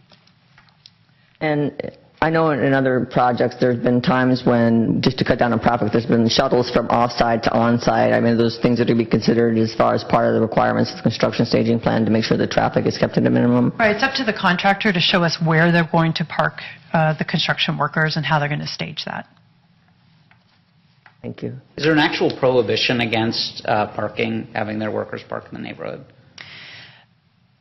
The city doesn't have a code that specifies that, but through the review of the plan, that's what we're requiring, is that they park either on-site or immediately in front of, or bring them from an off-site location. So it will be required. We don't need to add a condition requiring it. Is there any benefit to us You're adding a comfortable, condition? you could add a condition to that effect. Okay. I would allow it to be either on-site or immediately fronting, so they could park on Spring or Laurel immediately adjacent to the property, but not in the neighborhood. So as a homeowner, how would someone know, for instance, if they think that there's people parking that shouldn't be parking there, and they call the police, right? And they say, can you please take care of this person who's illegally parked? It's How difficult. can they tell? Yeah, I mean, what's their recourse? How would they know, you know what I'm saying? It's usually distinguish a construction worker park vehicle. And how do the police know what's appropriate to ticket and what's not when you're talking about construction traffic? It's actually difficult for the police to enforce the parking. It's going to be on the building department to enforce it because it's going to be a condition of the building permit. It's not that they're in violation of a vehicle code. Lisa, I was going to ask this as a general staff question. Oh, pardon me, Greg. I just was trying to get my microphone to go on. Yeah, I think you can over there. The issue of enforcement of the building permit condition, it definitely is a building department issue, and there's a lot of power to enforce that condition because the building department is in charge of the progress of the project. So if they don't comply and residents see a construction worker or somebody that's regularly parking outside of the area that they're supposed to park, they should definitely report it to the building department. Even if it's a weekend or something like that, they should report it the first business day after, and then the building department can do something about it.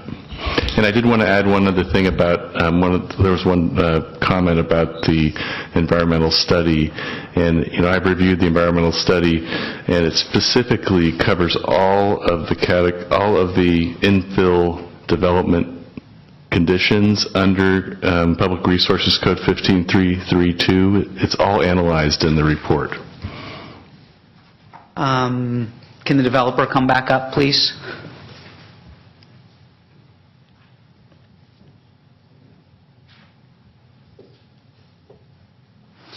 So are you open to a design condition that there be a cover over the ramp?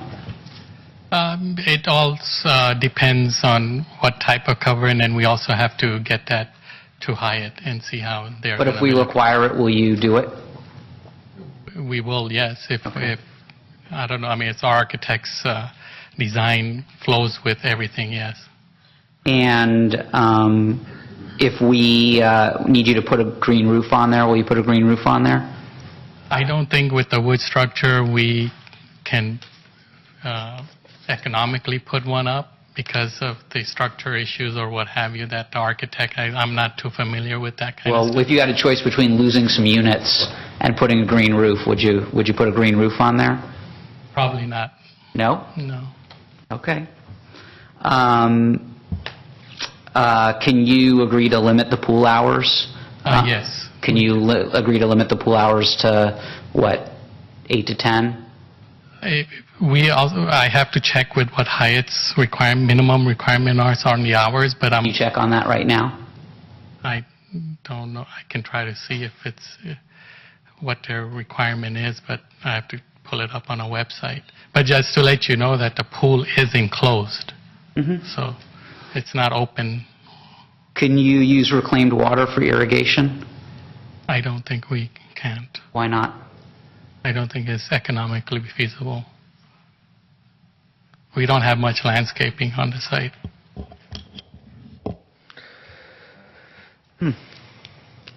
Anything else for the applicant? Yes. Help me understand the parking a little bit more. I see that you have, how many meeting spaces do you have in the hotel? We have a boardroom. One boardroom. One boardroom, which sits about 10. So help me understand the parking overall. We talked about employees. There's less than one parking spot per unit. You've got the employee situation. Are you going to be charging for parking? No, we will not be charging for parking, and the employees that are most concentrated on between the hours of 8 a.m.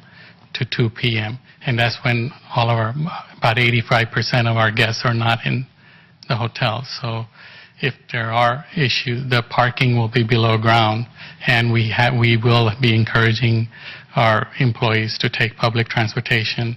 And currently, the current housekeepers that are there do take public transportation.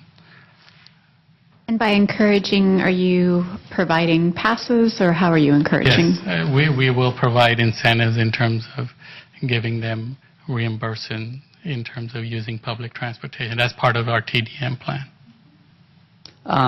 Will you accept a condition that employees are prohibited from parking in the neighborhood?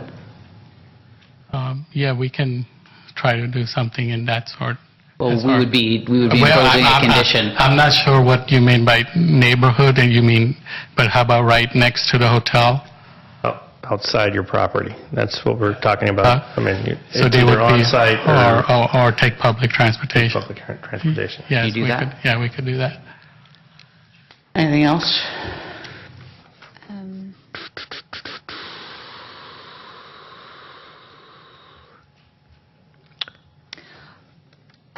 Well, since you're up here, I was going to save it more for when we really delved into the design comments, but it seems that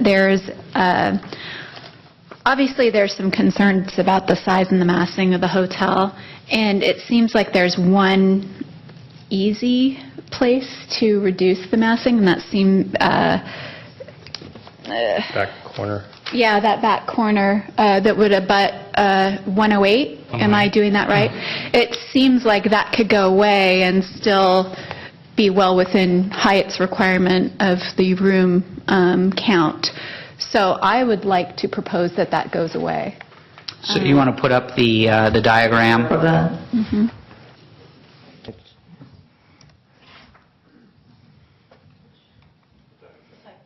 And while you guys are moving to that, I will say, just as a comment about applicability to the general plan, this does not set back from El Camino, nor does it set back from Spring. I don't know. I found it a little disingenuous based on consistency with general plan when it says that we're encouraging these buildings to step back the upper floors. I mean, this whole thing does not step back in the upper floors at all. It has articulation. I actually think it's quite nice looking, but in no way do the upper floors set back. So that seems out of alignment with our general expectations. So you're talking about this top left-hand. I am.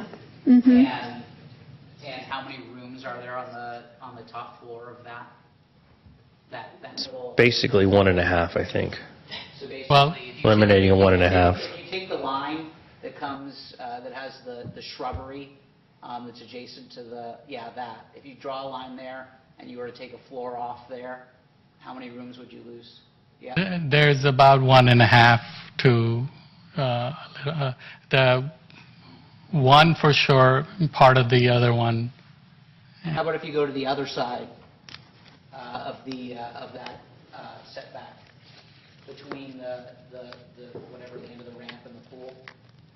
How many rooms are there? No, there are no rooms there. There's no rooms there? No.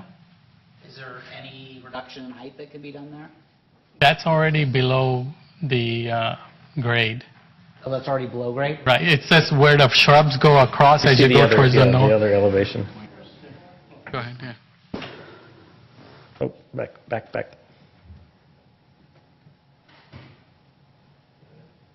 No.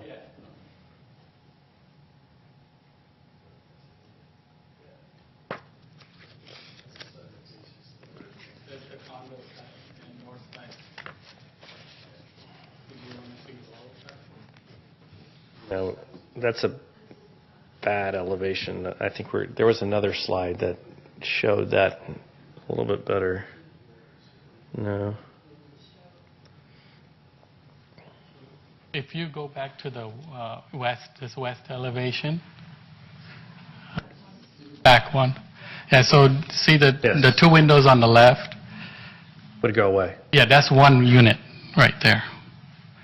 But then if we eliminate that one unit, which is our fourth floor, we would still have to have a little extension beyond where that tree is to house a end electrical unit. So we can propose to take away that one unit, and now it being 22 feet currently, it'll be around 35 feet away from the building. You go back to the site plan. Okay. So you're moving, is there electrical up there? You said there's electrical at the end. Currently there is right now, right? There is currently an electrical room.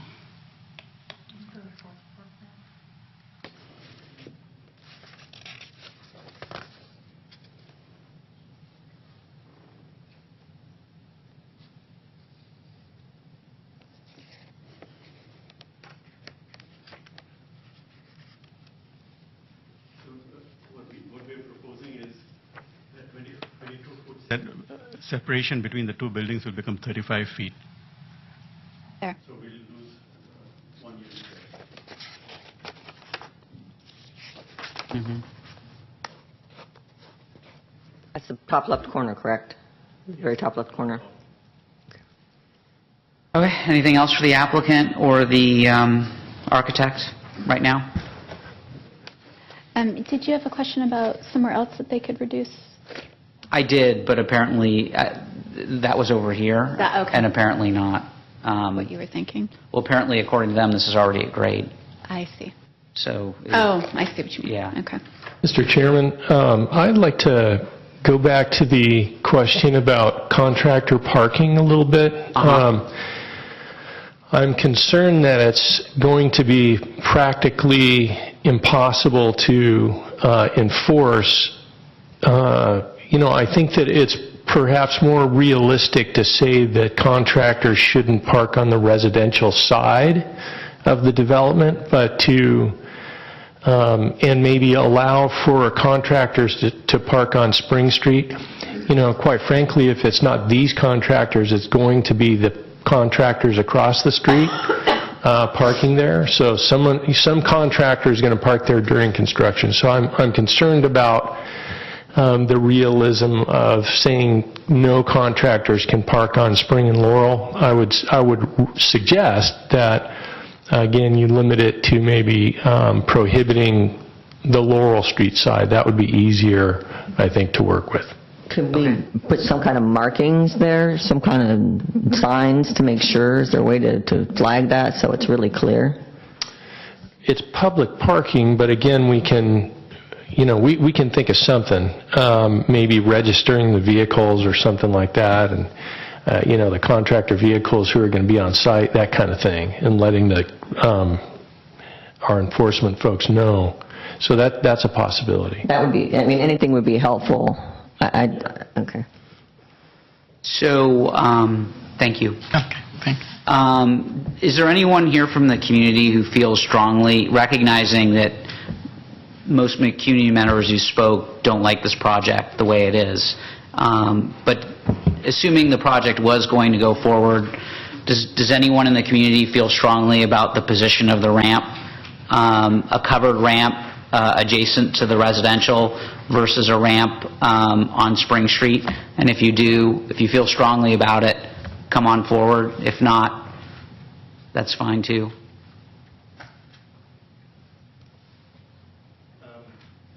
I think covering the ramp would definitely help abate the noise.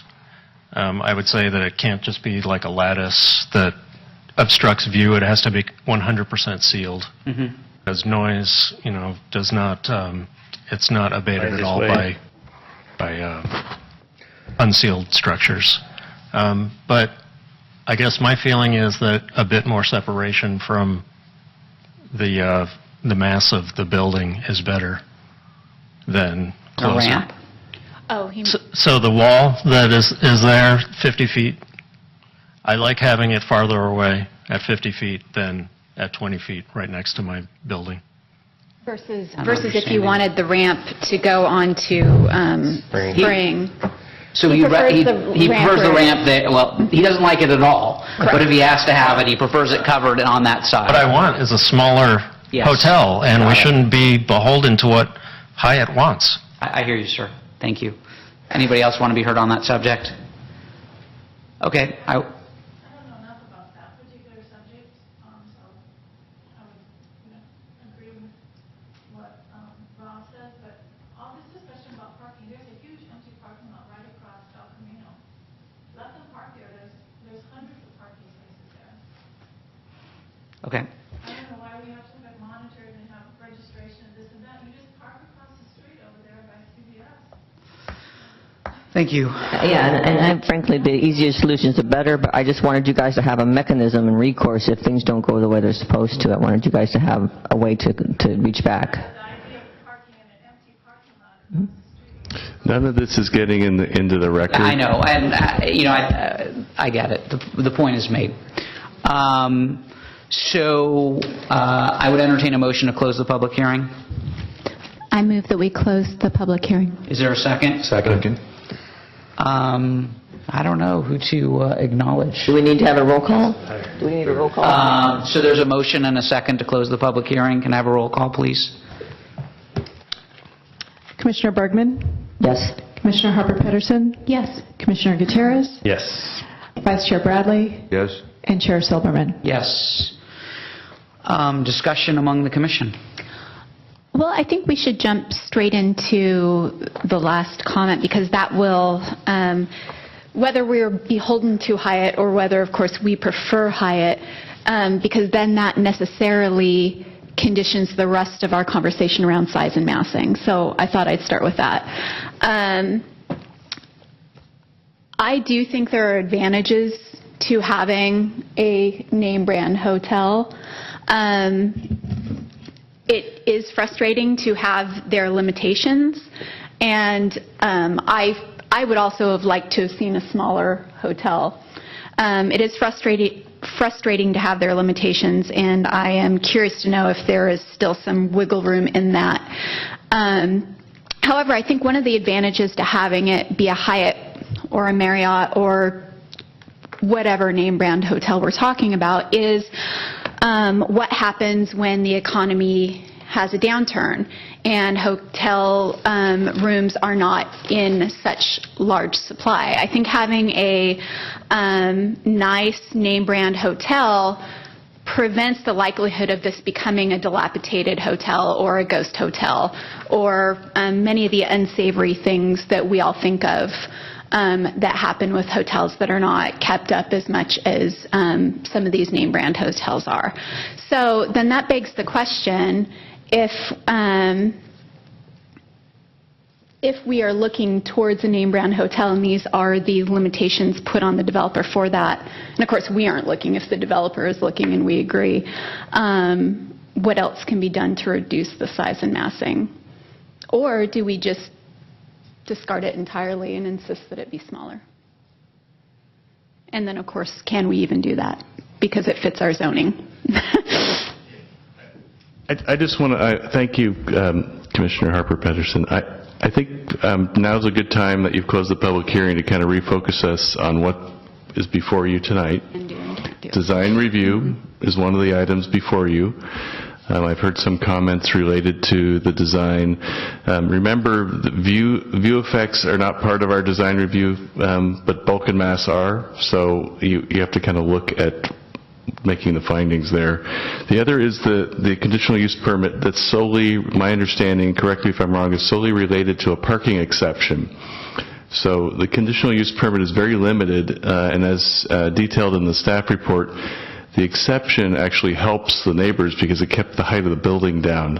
If you remember that slide that the developer had, the plane that goes 50 feet along this hillside would have resulted in a much larger structure.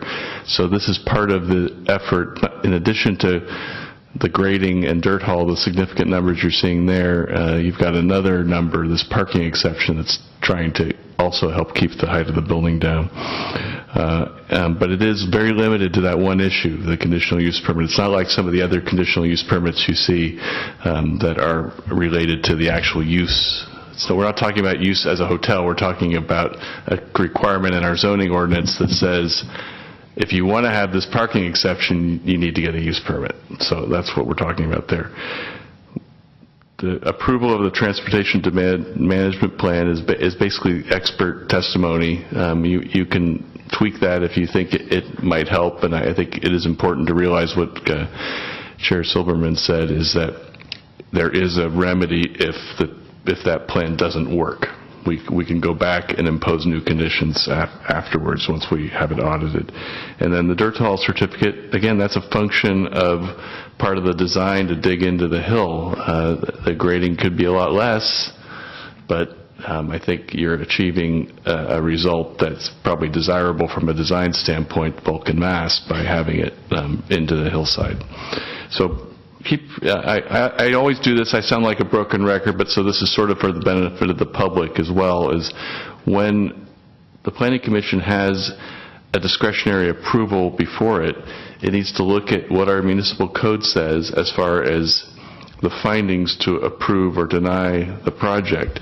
Conditions are appropriate when they are designed to allow the commissioners to make the required finding, but conditions also have to be pertinent or have a nexus to the request being made, and they have to have proportionality to what is being requested. So it's the general rule that you have. So with that, I'm going to let you deliberate, but I just want to make sure everybody on the commission understood what's really before you tonight and what's not before you. Greg, can I just ask a question? One thing you mentioned. I mean, we do not have a residential view protection ordinance, which much to the chagrin of many of us. But I feel like we always do take view and light into consideration during our deliberations. Are you saying that that's not appropriate for us to do? It's not one of the. It's not a finding. Protection effect of this project on views from adjacent properties or other properties is not one of the criteria for approval or denial of the project. Interesting. The bulk and mass sometimes can incidentally affect views, but so I think that's kind of what the standard is in San Carlos. Other cities do have specific view protection ordinance. So if we wanted to discuss this more vigorously for a different unnamed project that isn't in front of us, we better get working on drafting a view protection ordinance. Is that what you're saying, Greg? That is where you would have the regulatory authority to take into account views from private properties. Thank you, Greg. And then, so bulk and mass, though, do come under our purview as the project stands. So then, in coming to, I guess, a nexus to what is allowed versus what we can ask, while it seems clearly that the height, they come well under the height as is listed in our zoning ordinance, and was listed in that slide that showed the red line. On the other hand, it seems like in the general plan that was quoted in our staff report that on all sides of the building, all building facades and stepping back upper floors in order to reduce both bulk and mass would be something we can request. Am I misreading it? And if I am, please explain how I'm misreading that. Those are policies, and so it doesn't say it's required. Okay. It's a direction. It's a general direction. And so what happened is, taking that in mind, there were certain locations in our zoning ordinance that do have very specific setback requirements for upper stories. For instance, Laurel Street has a 10-foot setback on the 3rd and 4th floors. There's transition zones along East San Carlos Avenue because there's residential next door. However, because of where this is in the community, where this corridor is on El Camino, it was decided as part of the general plan that if you're going to do high density, high building development, this is where it should be. And it has historically been zoned for 50-foot high buildings for dozens and dozens of years. So that's the differences. It's sort of, it's a direction, it's a vision toward the future, and then specifics are put into the zoning ordinance. Thank you for that, Al. So this is not a transitional zone. It's mixed-use Northern Boulevard. Am I quoting that correctly? That's right. And right across the street is I believe it's RM 59, is that right? Which is the highest density zoning or general plan land use density in our city, and it allows for 50 feet across the street as well. I'm sorry, across... Right across Laurel, on the other side of Laurel. Even though some of the existing buildings are 1- and 2-story buildings, if they were to be redeveloped, they could be developed at a much higher density. And historically, that's the way it's been there for decades. Thank you for that clarification, Alan. I just think it's important that the public hear that, because over and over again, many people came up to discuss how this is a residential neighborhood and a residential district, and I think you can see clearly much of the hotel will be in a residential district. But it also does front El Camino, and that gives us different zoning expectations from both our general plan and our zoning ordinance. Am I understanding that correctly? Yes, I would agree. And Greg had mentioned that, as you noted, the mixed-use North Boulevard is not a residential zone in itself. It's a commercial mixed-use zone. But across the street on Laurel, you do have residential, which is the RM 59. So on the back side of, we're basically on the back side of the hotel that's on the faces that's on Laurel. Is there any step down for Laurel Street, or is it they can go up for the? The zoning would allow for 50 feet at Laurel.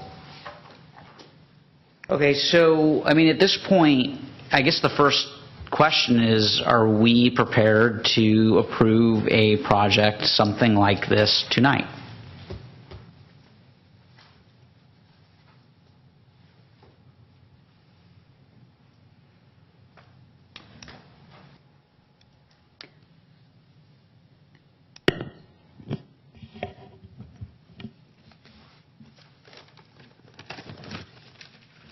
I'm trying to think of what other questions to ask before I would be able to make a decision. And, what I would need to know, or what I would need to hear in order to. Mr. Chairman, what else would ask? Perhaps it would assist the commission if we kind of walk you through what we heard. Maybe not. You can direct me otherwise. But I don't know. It might. Because the commission discussed changes to the building. And, it might be good to kind of list those out, list all the changes to the current design to lessen its bulk and mass, to protect for noise and emissions and such, to kind of walk through those, because the commission did discuss making changes to the building to perhaps make it more appropriate. Would that help you, Shannon? Yeah, that would. I'd like to see a summary. Let's hear it. Okay, so... I'm slow. I need it twice. I would never accuse you of that. I would never accuse you of that. Okay, thank you. What we heard is, with regard to the rear of the building, or the side facing 1 Laurel Street, what staff heard is that two critical things, or 2 or 3. One was that the commission discussed moving that wing of the building where it says 22 feet and moving that away from 1 Laurel by removing at least 1 unit. We heard the architect say that removing 1 unit would increase that setback on the 4th floor to 35 feet. That was one thing, to reduce the bulk and mass and move the building away. The second thing that we heard... That's the northwest corner, is that right? Correct. On the screen it shows 22 feet at that northwest corner, so you're talking about increasing that to 35 at this point. The second thing that we heard was concern about the ramp and noise and perhaps emissions coming from the ramp, which is below grade. The question was asked, can the ramp be moved out to Laurel or Spring, or could the ramp be covered in its current location? We heard that theoretically the architect said it could be covered. We heard the resident next door say that they would prefer to have a bigger setback on that side of the building, but would like assurance that if it is covered, that it would be fully covered and not a lattice. So it would be some solid material to cover that, which again would lessen noise and emissions in that location. You discussed the location of the pool, the hours of the pool. You talked to the applicant about limiting the hours to the pool as much as possible. The applicant said that they would look at limiting it to what the Hyatt minimums would be, what Hyatt would accept. So reducing the hours as much as possible, but in compliance with Hyatt's standards. I'm trying to think if there was anything else that I heard. One commissioner would like to see an increase in the number of trees on Laurel to the extent feasible. Thank you. And the applicant did say, I recall, just to kind of fill out the list, that they had an issue with requiring bicycles as a condition, which is a condition in the plan, so they would like that removed as well. One commissioner was interested in a condition prohibiting on-site, neighborhood parking, both by staff as well as by construction workers on the residential streets.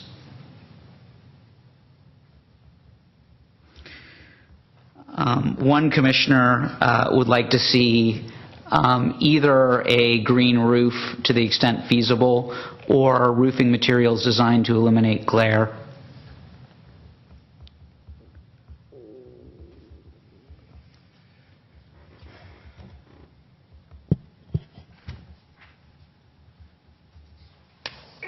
So going back to the, the northwest corner, I'm changing the 22-foot piece to make it where, I guess, make it to where it lines up with the bottom there. Where is that, 35 feet?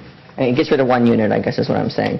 So I'm trying to find, that would be as part of trying to figure out which finding that would come under if we change that. What are we saying, that we're improving that finding, or the... It's design review.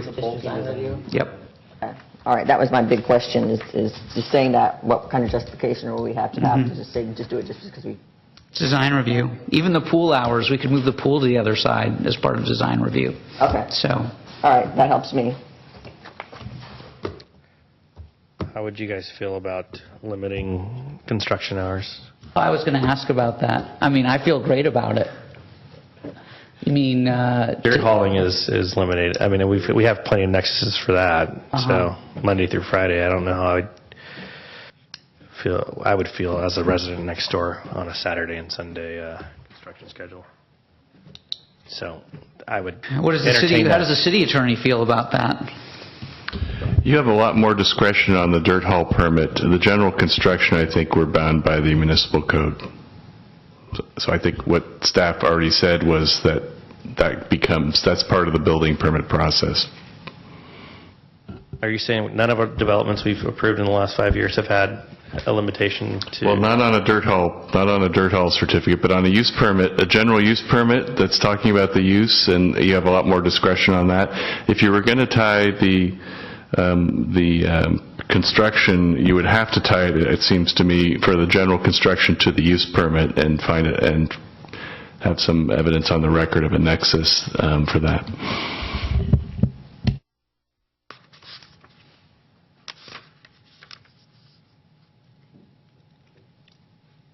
He's saying no. He doesn't like to say no, but he's saying no. In a very, very polite way. Yeah.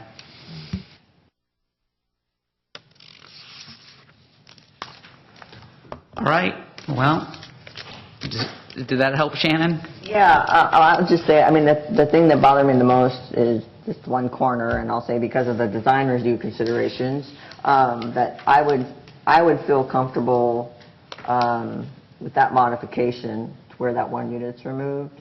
That would, I think that would be a better fit for the community. And then I already talked about the thing that they already forwarded to Public Works as far as, just finding someone to slow down that area, because I'm concerned about right now, at least, that there's traffic considerations. That's my big ones. I personally would not require a green roof. I would hope we could come up with something else that might be aesthetically pleasing, but I think a green roof is a little bit onerous. And I do recognize how far that this is back into the bedrock, and that there's been considerable cost would be borne by the applicant should they move forward with the height and the height capacity of the extension of that one unit. That's all I have to say. So is everybody else okay with the height and massing except for that one unit? Except for me, am I the only one still having a little bit of challenge with the massing of this? If I am, then... Well, I mean, I think you posed it. The choices are not approving the project. Right. And, I mean, because they can lose 3 more units. I mean, if you want to find a place to take 3 more units. I've been looking almost the entire time. And seeing as nobody hires me to architect their buildings, I'm not coming up with the best solution for that. I mean, you could take another couple units out of the, I'm going to call it the U. I mean, I guess it's kind of a, the 50-foot, the 50-foot setback. Yeah. I mean, you could take another couple units out of there, but I don't see how that improves anything. Right, I know, from a that's design my standpoint. That's exact. I mean, I don't want to take units out just to take them out. Whereas I think there was an obvious reason to take out that back corner unit, and that makes a big difference. I'm less scratching my head a bit about the other ones, and maybe it's just that I'm not seeing the articulation on the El Camino side from these pictures the way I want to see them. But, we do drive down El Camino every day. It seems a little flat to me. Of course, that's not the part that the neighbors are most concerned about. That's just a design concern that I'm having.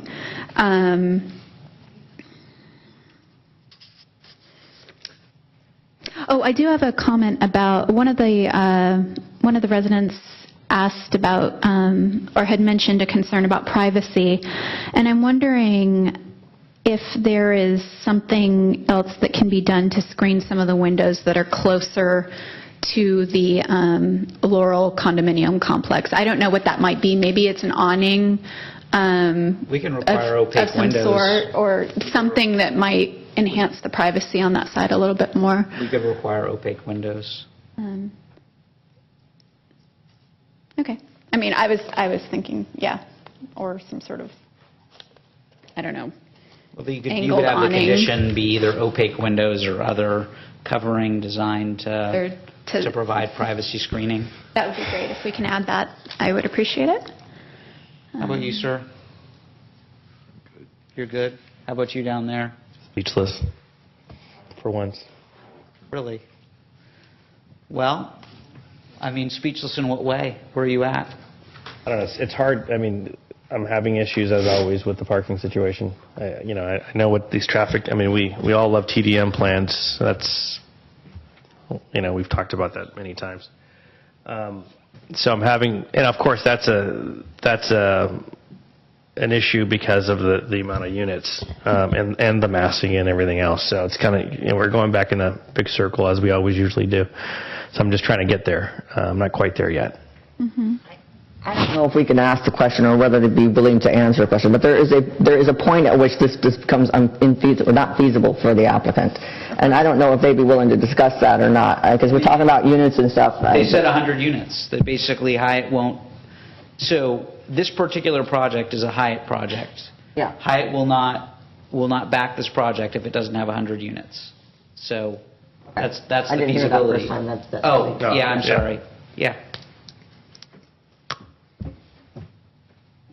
Well, I mean, Sounds like maybe one vote yes. Are you a yes? Oh, wait, Shan? how many units are we to take that one away? 99? I'm sorry. No, it would be we're to at 103. 103? Right. I'm at a yes, So if we you're- could take that. If so is- we have the parking awning, that's the solid parking cover, and if we have the unit removed. Is there a third yes?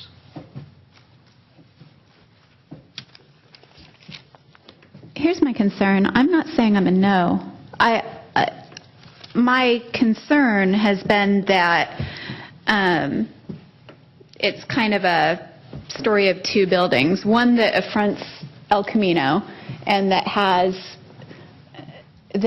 some specific ideas from the general plan and from our zoning on what it could be. And then a back part that really does go into a residential area quite a bit, even though it's not zoned residential. And I do think that's an important distinction to make, that this project, in fact, is not in a residential zone, but it abuts it, and we don't have an appropriate transitional zone, or we don't have a transitional zone that we might have in other areas.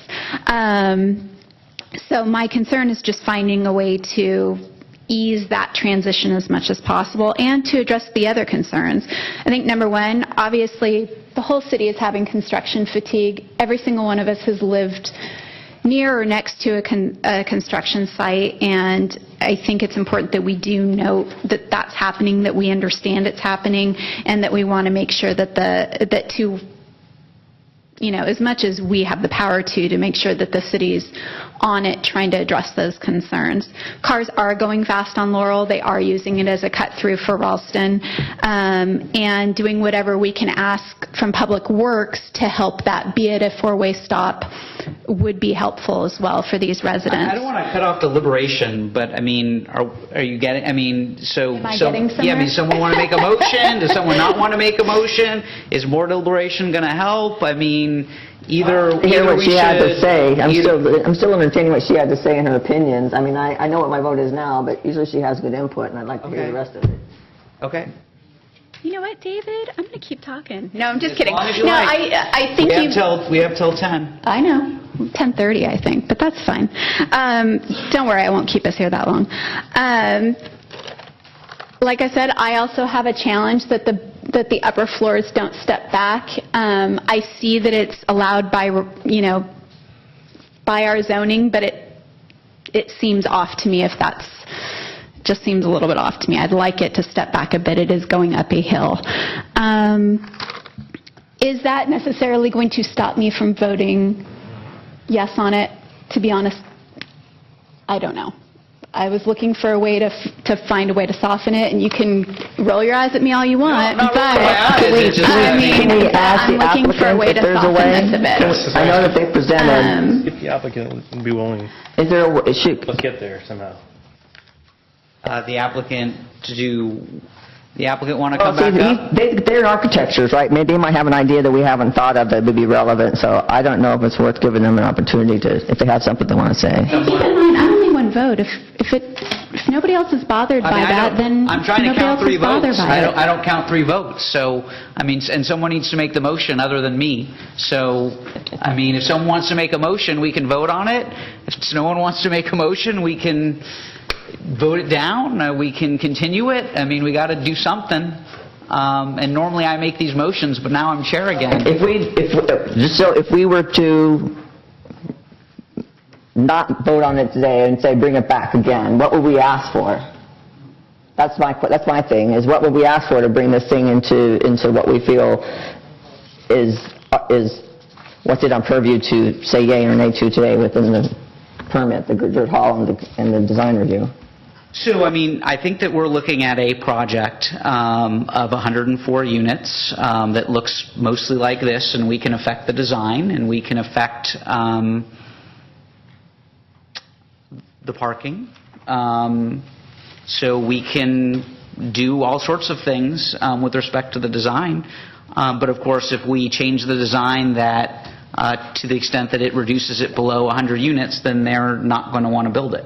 So, well, this project, because they would need to do something completely different. So we're basically limited to changing the design in a way that eliminates up to 4 units or voting against it. I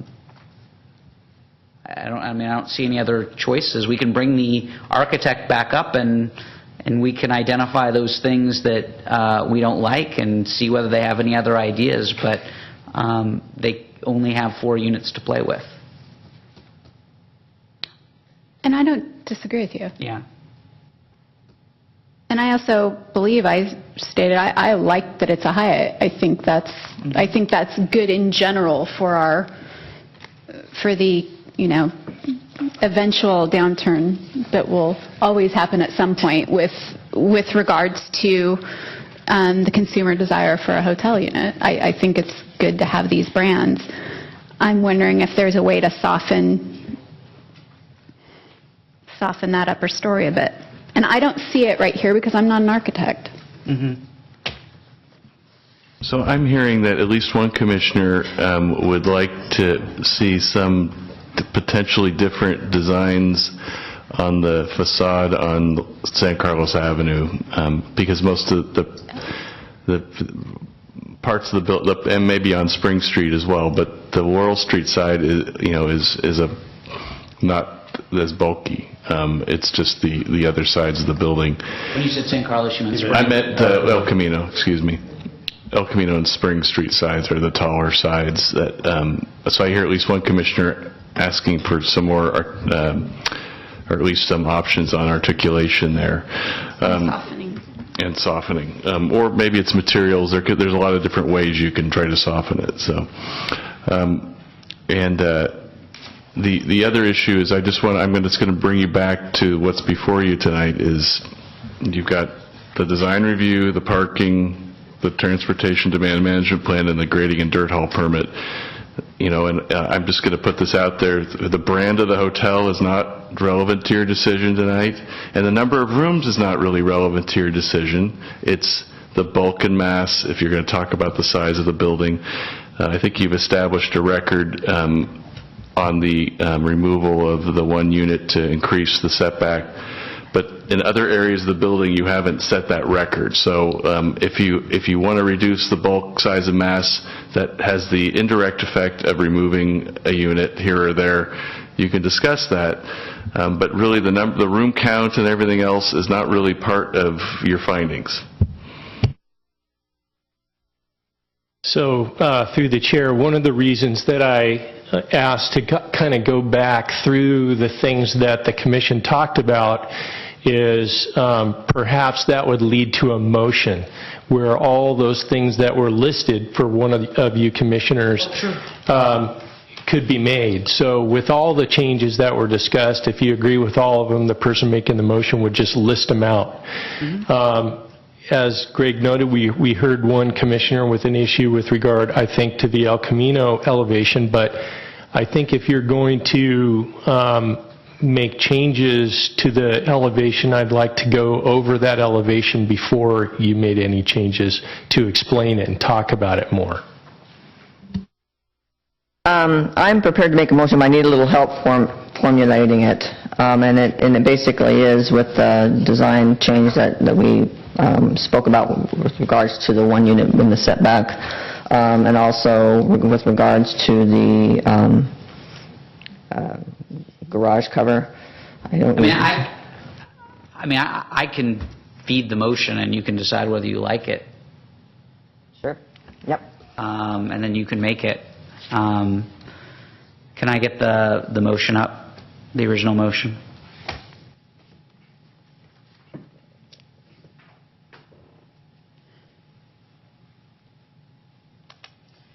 So the motion would be, if you wanted to make it, Shannon, was that you move that the Planning Commission approve the design review, conditional use permit, and grading and dirt haul certificate for a new hotel at 26 El Camino Real, APN 46-150-060, based on the findings and for the reasons incorporated in the staff report, and as conditioned with the following design changes, moving the northwest corner back to a 35-foot setback, covering the ramp with a covering that reduces the noise and emissions and is fully covered, reducing the pool hours to the Hyatt minimum, increasing the trees on Laurel to the extent feasible, conditioning with respect to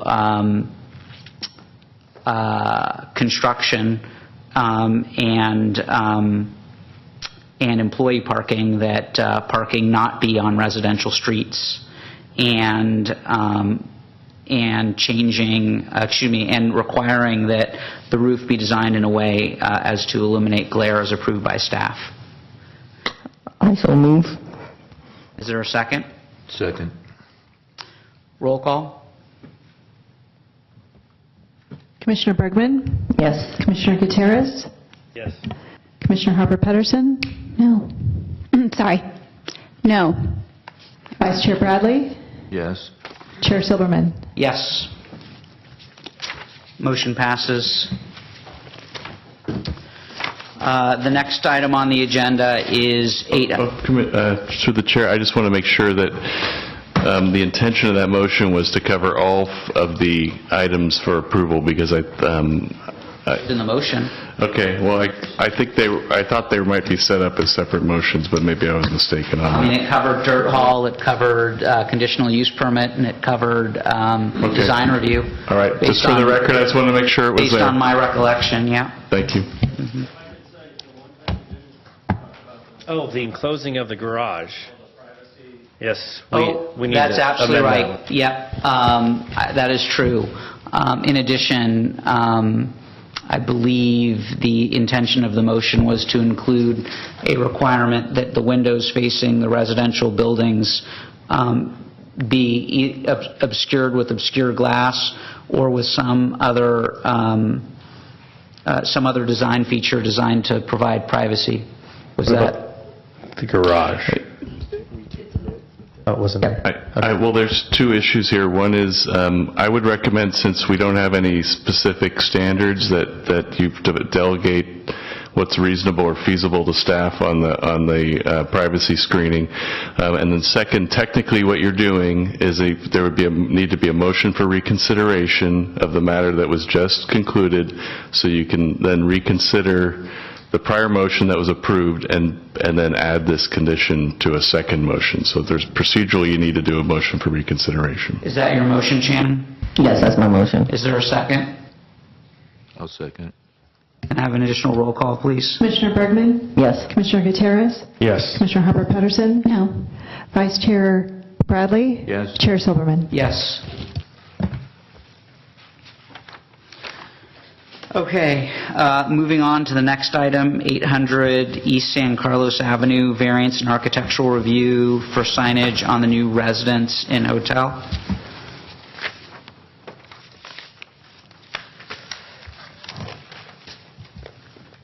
Good evening. As indicated, the applicant is requesting variance and architectural review for signage at 800 East San Carlos Avenue for the Landmark Hotel.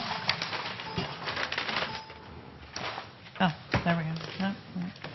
Okay, sorry about that. The hotel is located at 800 East San Carlos Avenue. It's along Industrial Road and East San Carlos Avenue. The site is 3.92 acres. The site previously consisted of 3 commercial and industrial properties that were merged for the new Landmark Hotel development. The site is just under 4 acres in area and also includes the private area of East San Carlos Avenue. The site is also adjacent to Highway 101, as well as the future bike and pedestrian overpass. A little bit of background. The city acquired the 3 properties and marketed for a hotel development. The city selected R.D. Olson to develop the 204-room hotel. Upon recommendation by the Planning Commission, the City Council certified the EIR and approved the development in July of 2015. The hotel is currently under construction and will be completed by the end of this year. The code currently allows 200 square feet of signage for the property, as well as 1 pole sign with a maximum of 200 square feet of sign area. So when you combine that, if they had a pole sign and the maximum signs for the property, it would be 400 square feet for this site. The applicant requests a variance to allow up to 445.6 square feet of signage, as well as the code requires architecture review for signs visible from Highway 101. The sign plan includes 4 wall signs facing the north, south, and east elevations. There would be no wall signs facing Industrial Road, as well as 1 monument sign at an angle located along Industrial Road and East San Carlos Avenue. Signs indicated as G and F on this plan are directional only, and they're exempt from our sign area requirements. An example of the wall sign, it's approximately 123 square feet in area with individually illuminated channel letters, white for Residence Inn and red for the Marriott. Staff finds the scale and size of the wall sign in keeping with the size and the design of the building. And then this is the proposed monument sign oriented at an angle towards Industrial Road and East San Carlos Avenue. The overall structure would be 5 feet tall with a stone facade to match the building. The monument side is one side only and is 21.6 square feet in area. To consider for a variance, there's some very specific findings that our code does require. And staff found that this is a uniquely shaped lot with a narrow configuration frontage along Industrial Road and the long frontage along the private East San Carlos Avenue. A portion of the property, as you see, also wraps around behind the building at 551 Industrial Road. These are actually, this property and the one at the corner are the only 2 large GCI zoned properties that front a single-family residential neighborhood. So that's another unique situation that's unique to this property and the adjacent one. Due to concerns expressed by residents, the applicant has agreed not to install a pole sign and not to install any wall signs facing Industrial Road. That further limits the site visibility for people traveling to this location. The applicant did conduct some neighborhood outreach as well as outreach to the adjacent property owners. You have 2 letters of support in your packet, and I can let the applicant expand on the conversations with the neighborhood. Staff mailed and published the required public notice, did not receive any further comments. Staff is supportive of the request, and there's the formal motion. Be happy to try to answer any of your questions. The applicant also has a brief presentation. Does anyone have questions for staff at this time? None from me. The applicant?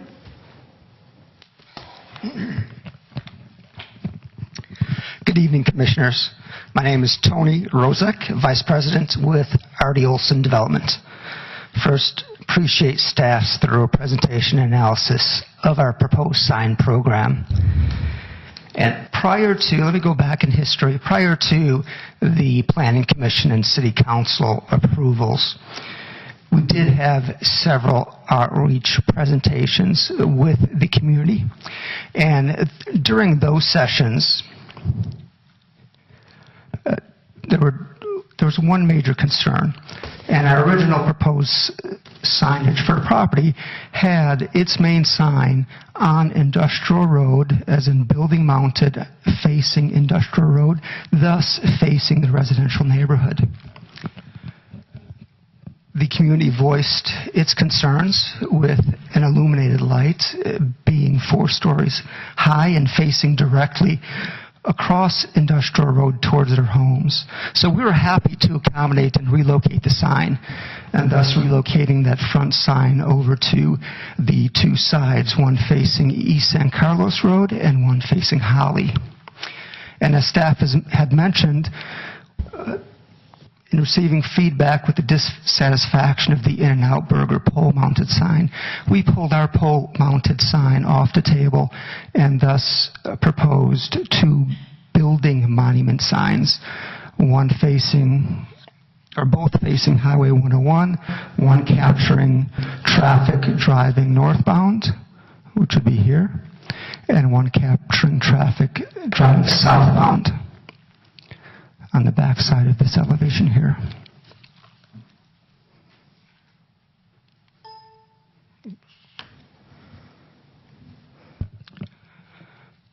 So just to reiterate the location of the signs, the originally proposed sign that was facing the neighborhood on Industrial Road at this location was moved and split into 2 to capture traffic driving north and southbound along Industrial Road. The wall monument sign had stayed with no objection, and the pole-mounted had changed and split into 2 wall-mounted along Highway 101.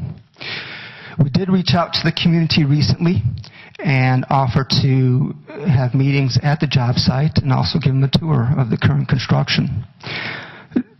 2 community members did respond, including one from the Greater East San Carlos Neighborhood Association.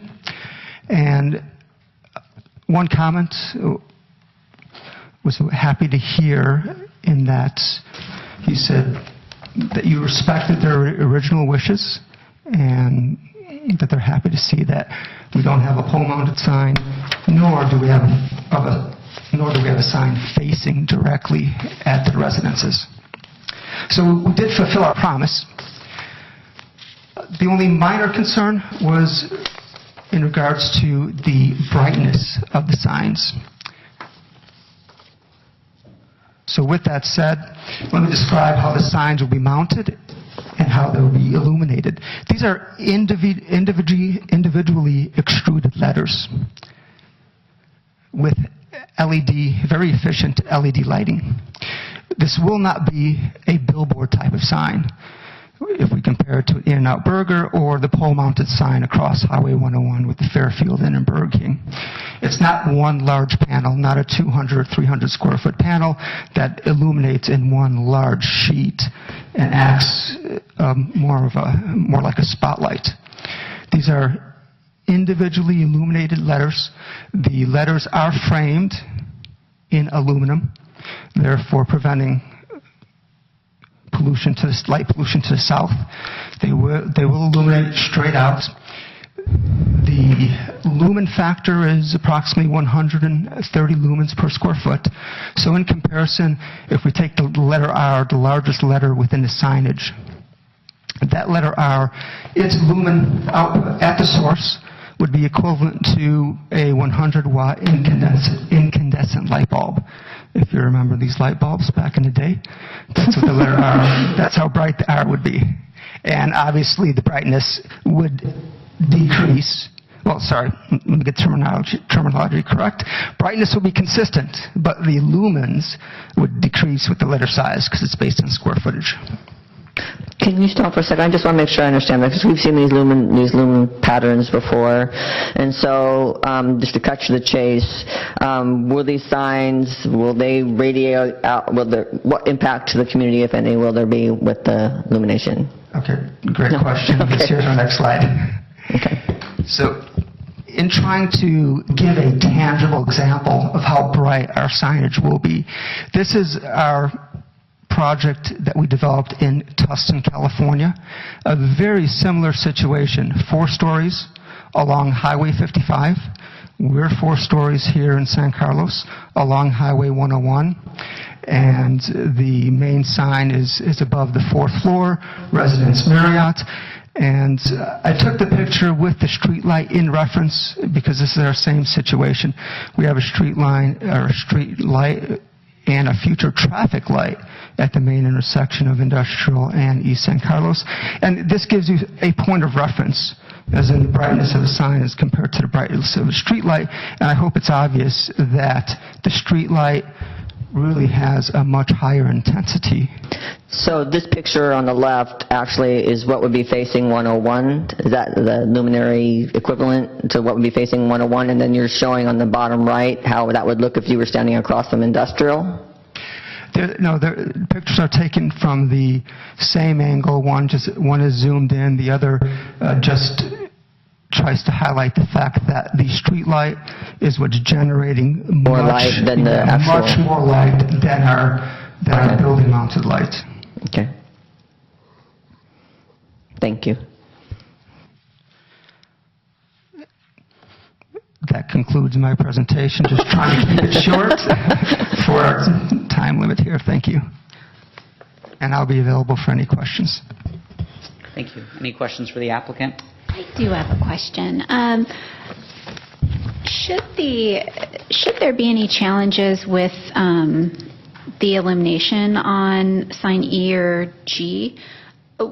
Is there an ability to turn the lumens down a bit? Should they become a bit too bright for the neighborhood? By the examples we've just shown, I truly believe it will agree. not be too bright. I agree. And if it would mean attempting to connect it to a dimming type system, I would worry that being connected to a dimming system would turn this into a very subjective situation, and that somebody may keep requesting it's too bright, when we truly believe that this proposal is the right answer for this location, for this height. So as it exists now, there isn't a way to turn it down. It is not connected to a dimming system. Thank you. Yeah, I'd like to actually announce, because I didn't do it at the beginning of this project, but that I had ex parte communication with the applicant about 3 weeks ago regarding this project. I wanted to declare that. I have also had ex parte communication with the applicant. As have I. I never return anybody's phone call, so I didn't. I have not had any contact with them, but I want to commend you. I believe I read that you deleted a 40-foot tower sign facing the freeway. Yes, correct. And I want to commend you for that. Thank you. Distraction for drivers on the freeway or something we should always endeavor to discourage. I will divulge that I own 3 Marriott timeshares, but that won't affect my vote. Congratulations. I hope you enjoy them. I do. Any other questions or No, I wanna comments make a from the motion. applicant? You want to move to close the public hearing first? Yeah. Move to close the public hearing. Is there a second? Second. Nope. Oh, one of us can. Go ahead, Sheila. And I don't think Angela's got to vote yes on something yet, so why don't we go ahead and I don't like acknowledge Angela on that. All in favor of Angela's second? Don't we have to do a roll call? We have to do a roll call. Commissioner Bergman? Yes. Commissioner Gutierrez? Yes. Commissioner Harper-Patterson? Yes. Vice Chair Bradley? Yes? Chair Silverman? Yes. Now, do you want to make a motion? Sure. I move that the Planning Commission approve the variance and architectural review permit for 445.6 square feet of signage for the new hotel at 800 East San Carlos Avenue. Is there a second? I'll second. Roll call? Commissioner Bergman? Yes. Commissioner Gutierrez? Yes. Commissioner Harper-Patterson? Yes. Vice Chair Bradley? Yes? Chair Silverman? Yes.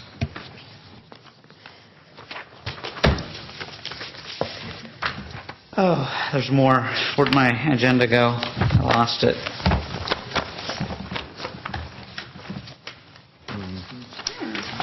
Next up is report on recent city council actions. Nothing this evening. Any planning commission comments or reports? Nothing from me. All right. Any correspondence other than that which has already been identified? No. Any planning staff comments, reports, and updates on current projects? Yes, I'd just like to take an opportunity to go over just a little bit about the upcoming Planning Commission meeting schedule. And this is a reminder that there will be a special meeting this month on July 31st. And we have 2 items on the agenda. One is 906 Holly. This is a grading and remediation-oriented application. And then another for a property at 500 Walnut, another downtown infill project with new housing. The next reminder is that the August 7th Planning Commission meeting has been canceled. The Commission has agreed to have, in lieu of another recess in August, that you will have your regular hearing date of August 21st, which will be reserved for a study session on the upcoming cannabis ordinance that staff is currently working on. And then finally, we'll return to our regular schedule beginning in September on September 5th, which happens to be a Tuesday. So just a reminder about that. And then just in terms of updates for the Commission, I just wanted to share with you that staff is continuing to work with the Single Family House Advisory Committee. In fact, we're having our 4th meeting with the committee this Wednesday. It'll be here at City Hall, 6 p.m. Enterprise Room. And we anticipate having our 5th meeting with the committee sometime in August, but a date has yet to be determined. So I just wanted to let you know we are moving along with that project as well. And that's all I have. Question. Did you have a Citizens Planning Academy meeting earlier this month? We did not. I don't know the exact date. It's coming I think the program begins in September, but the community developments portion of that program will occur in October. You're welcome. Is it all? Then the meeting is adjourned.